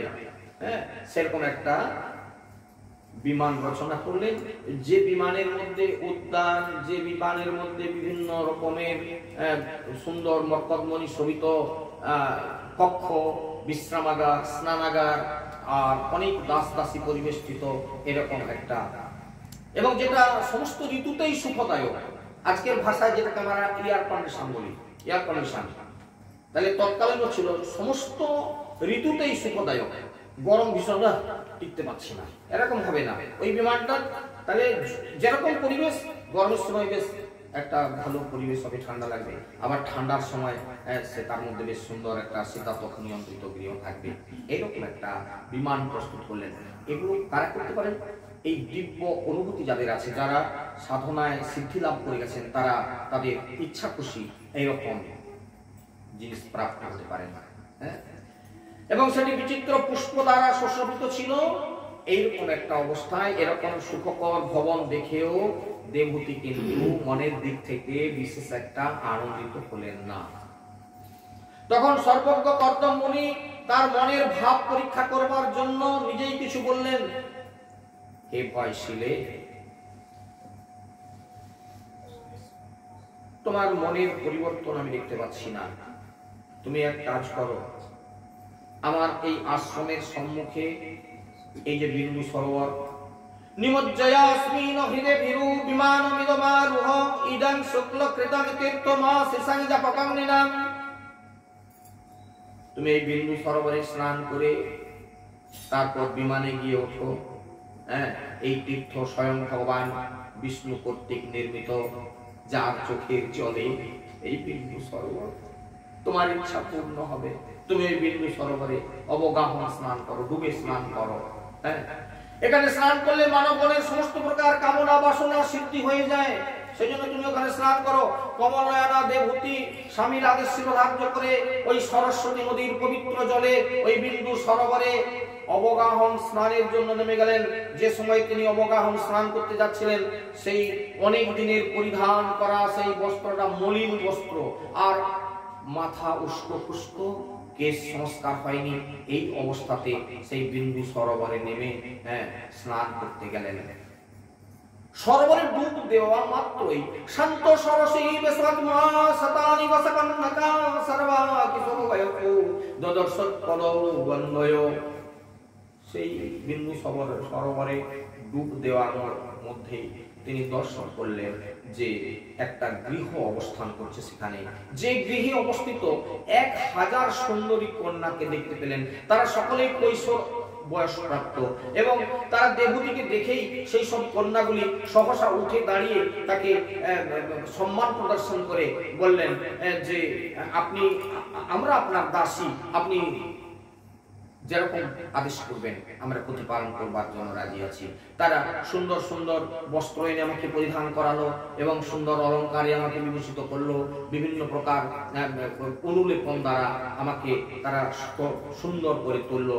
এবং হে বিদুর, যখন সে দর্পণের সামনে গিয়ে দাঁড়ালো, দেবহূতি যখন দর্পণের সামনে গিয়ে দাঁড়ালো, নিজের রূপ দেখে নিজেকে চিনতে পারছে না। আমি এরকম হয়ে গেলাম কি করে? আমার তো এরকম রূপ ছিল না, তো দিব্য, সবকিছু দিব্য, দিব্য ধাতু থেকে এসেছে। এখানে কি করে হলো এই কথা কেউ প্রশ্ন করবেন না। দেবহূতি এখানে স্নান করতেই কর্দম ঋষির আশীর্বাদে সে দিব্য শরীর প্রাপ্ত হয়ে গেল। উদ্বিগ্ন যৌবনা শরীর, একদম টকবক করছে, এরকম একটা অবস্থা। সুন্দর বস্ত্রে এবং সুন্দর অলঙ্কারে বিভূষিতা। ঋষি কর্দম দেখলেন সদ্য স্নান করে পরিষ্কৃত দেহে বিবাহ পূর্বকালের রূপে রূপবতী হয়ে দেবহূতি অপূর্ব সুন্দর শ্রী ধারণ করেছে এবং তাকে সুন্দরভাবে সাজসজ্জা করানো হলো। এবং তারপরে সেই দেবহূতিকে সেই বিমানে চড়িয়ে দিয়ে তারপর তিনি সেই বিমানে চললেন। আমি একটু সংক্ষেপে এগিয়ে যাওয়ার চেষ্টা করি।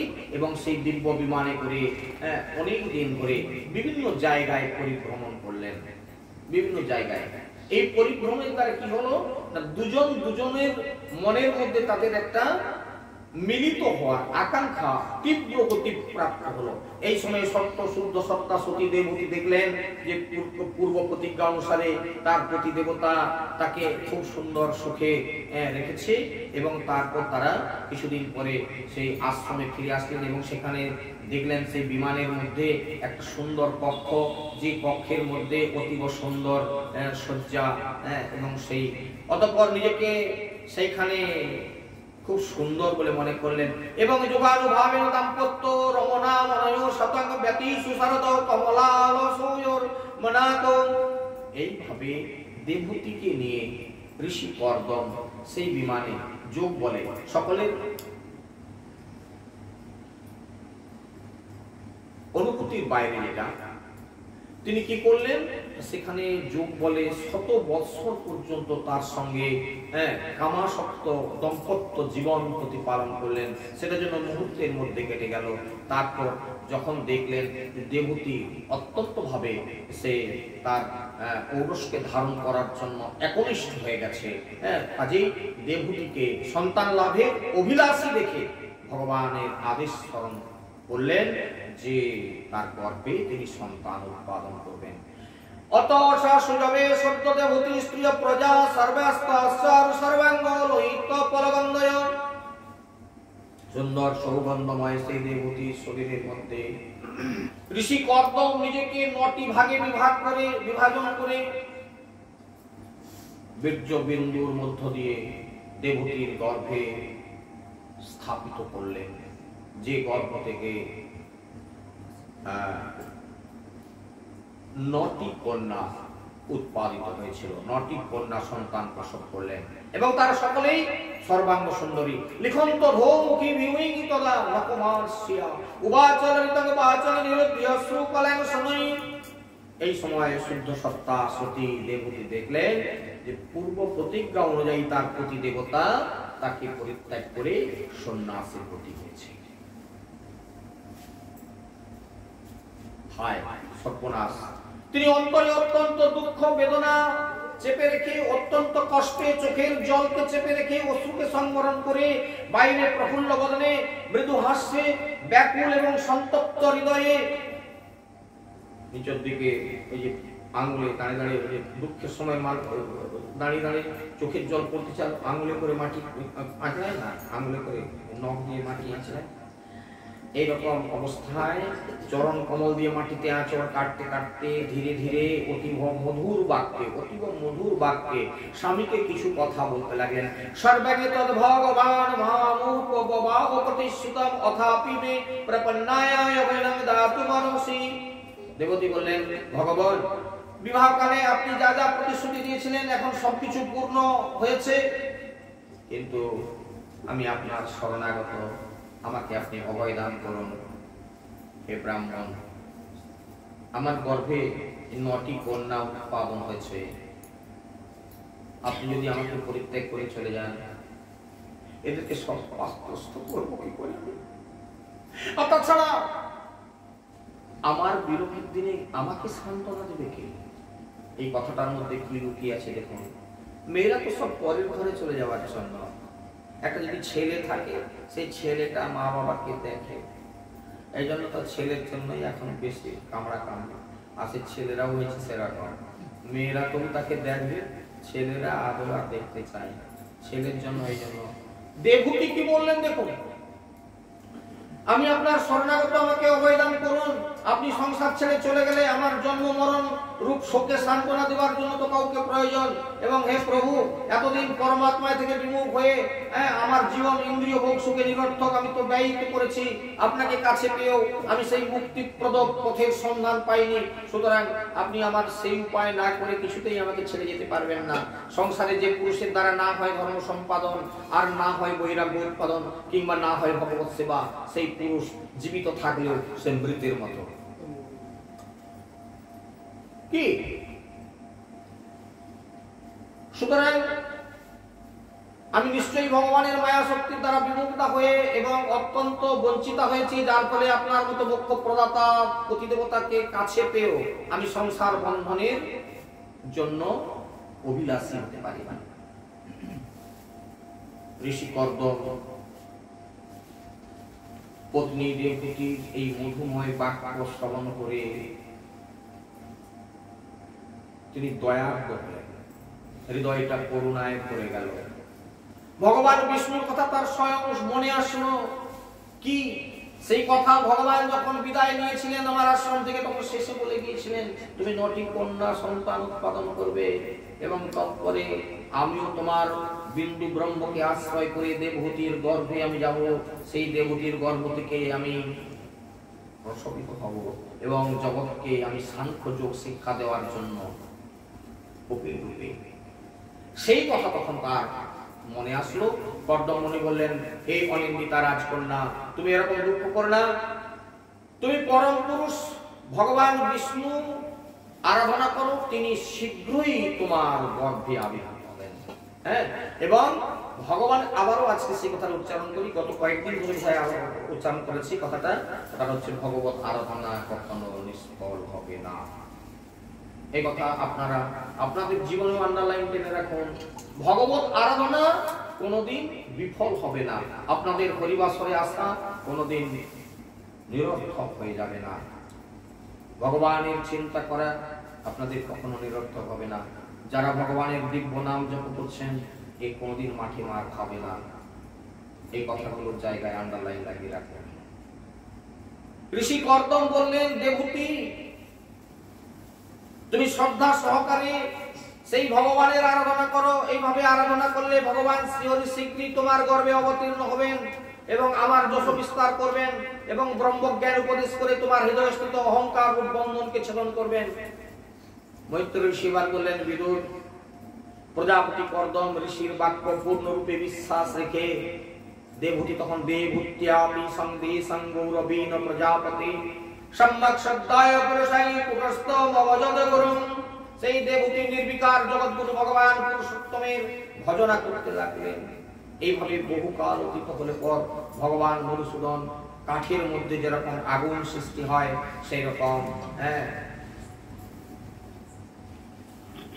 ঋষি কর্দমের বীর্য বিন্দুকে আশ্রয় করে দেবহূতির গর্ভে পুত্র রূপে জন্মগ্রহণ করলেন। এই ভগবানের আবির্ভাব সময়ে আকাশে গাঢ় মেঘ বাদ্যতালে গর্জন করে জলবর্ষণ করতে লাগলো, গন্ধর্বগণ গান করতে লাগলো, আকাশ থেকে দেবতারা দিব্য পুষ্প বর্ষণ করতে লাগলো। এই সময় সরস্বতী নদীর পরিবেষ্টিত সেই কর্দম মুনির আশ্রমে মরীচি পরিতি মুনিগণের সাথে ব্রহ্মা সেখানে এসে উপস্থিত হলেন। যে ব্রহ্মা এতদিন পর্যন্ত অপেক্ষা করেছিলেন ঋষি কর্দমকে উপদেশ করার পর সে কি করে, কিন্তু ঋষি কর্দম ব্রহ্মার সেই উপদেশকে প্রতিপালন করতে গিয়ে আজকে যেটা করে দেখালো, নটি কন্যা জন্ম দিয়েছে এবং শেষকালে যাকে সে আজকে জন্ম দিল তিনি হচ্ছেন স্বয়ং ভগবান কপিল রূপে আবির্ভূত হলেন মায়ের গর্ভে এসে। এই অরিন্দম বিদুর শত সিদ্ধ জ্ঞান সম্পন্ন অজন্মা ব্রহ্মা বুঝতে পারলেন যে সাক্ষাৎ পরব্রহ্ম ভগবান এই দেবহূতির গর্ভে আবির্ভূত হতে চলেছেন। সুতরাং তিনি অকপট চিত্তে অনুমোদন এবং প্রশংসা করে ব্রহ্মা প্রসন্ন চিত্তে সেই কর্দম মুনিকে কিছু কথা বলে সেখান থেকে বিদায় নিয়ে কি কথা বললেন, হে প্রিয় কর্দম, তুমি মানো তো তুমি আমার প্রতি যথেষ্ট সম্মান প্রদর্শন করলে। আমি তোমাকে বলেছিলাম সৃষ্টি করতে, তুমি যে সৃষ্টি আমাকে উপহার দিয়েছো আমি ধন্য হয়ে গেছি। পিতার বাক্য যে পুত্ররা এইভাবে প্রতিপালন করে সেই পুত্রই তো ধন্য হয় জগতে, সেই পুত্রই তো মাথা উঁচু করে দাঁড়াতে পারে, সেই পুত্রের জন্যই তো পিতা মাতার গর্ব হয়। আমি তোমার জন্য আজকে গর্বিত হয়ে গেলাম।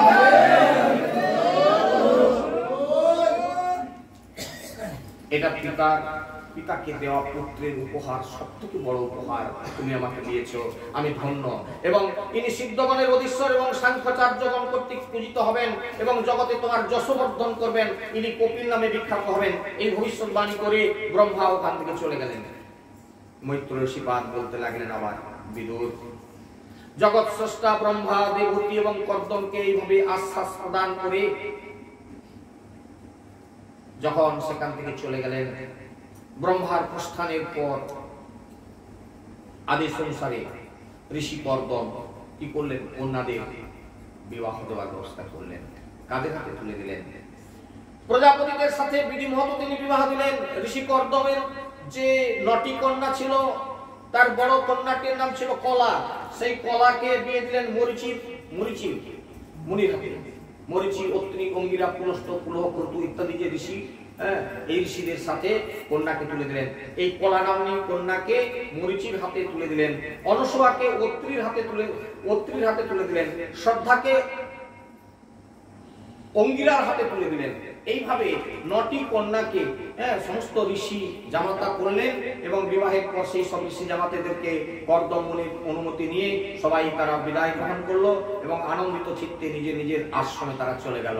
এদিকে সাক্ষাৎ দেবাদিদেব শ্রীহরি তার গৃহে অবতীর্ণ হবেন এটা বুঝতে পেরে ঋষি কর্দম একান্তে তাকে প্রণাম করলেন, অর্থাৎ দেবহূতির গর্ভকে প্রণাম করলেন যে প্রভু, এ আপনার অলৌকিক করুণা আমার প্রতি।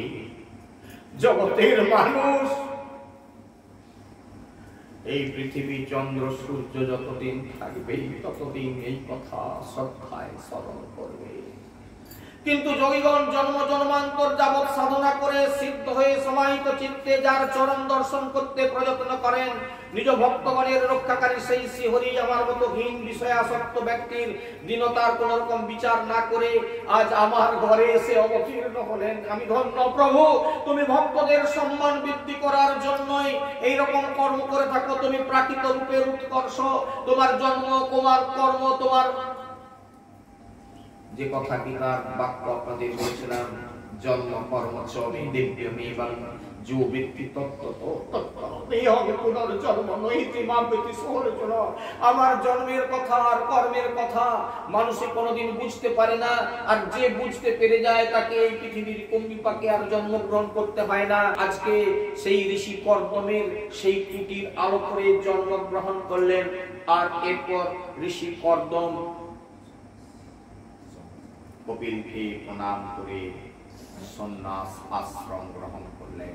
জয় জয় কপিল ভগবান কি জয়, গৌর প্রেমানন্দে। ভগবান কপিল কে মায়ের কোলে রেখে তিনি সন্ন্যাস আশ্রম নিলেন, পিতার কর্ম সমাধা করে। কি? তাহলে স্ত্রীর গর্ভে একটি পুত্র উৎপাদন করা। যে পুত্রটা কি করবে? কপিলের কাজটা কি দিয়ে গেল? মা কেঁদেছিল, আমাকে সান্ত্বনা দেবে কে?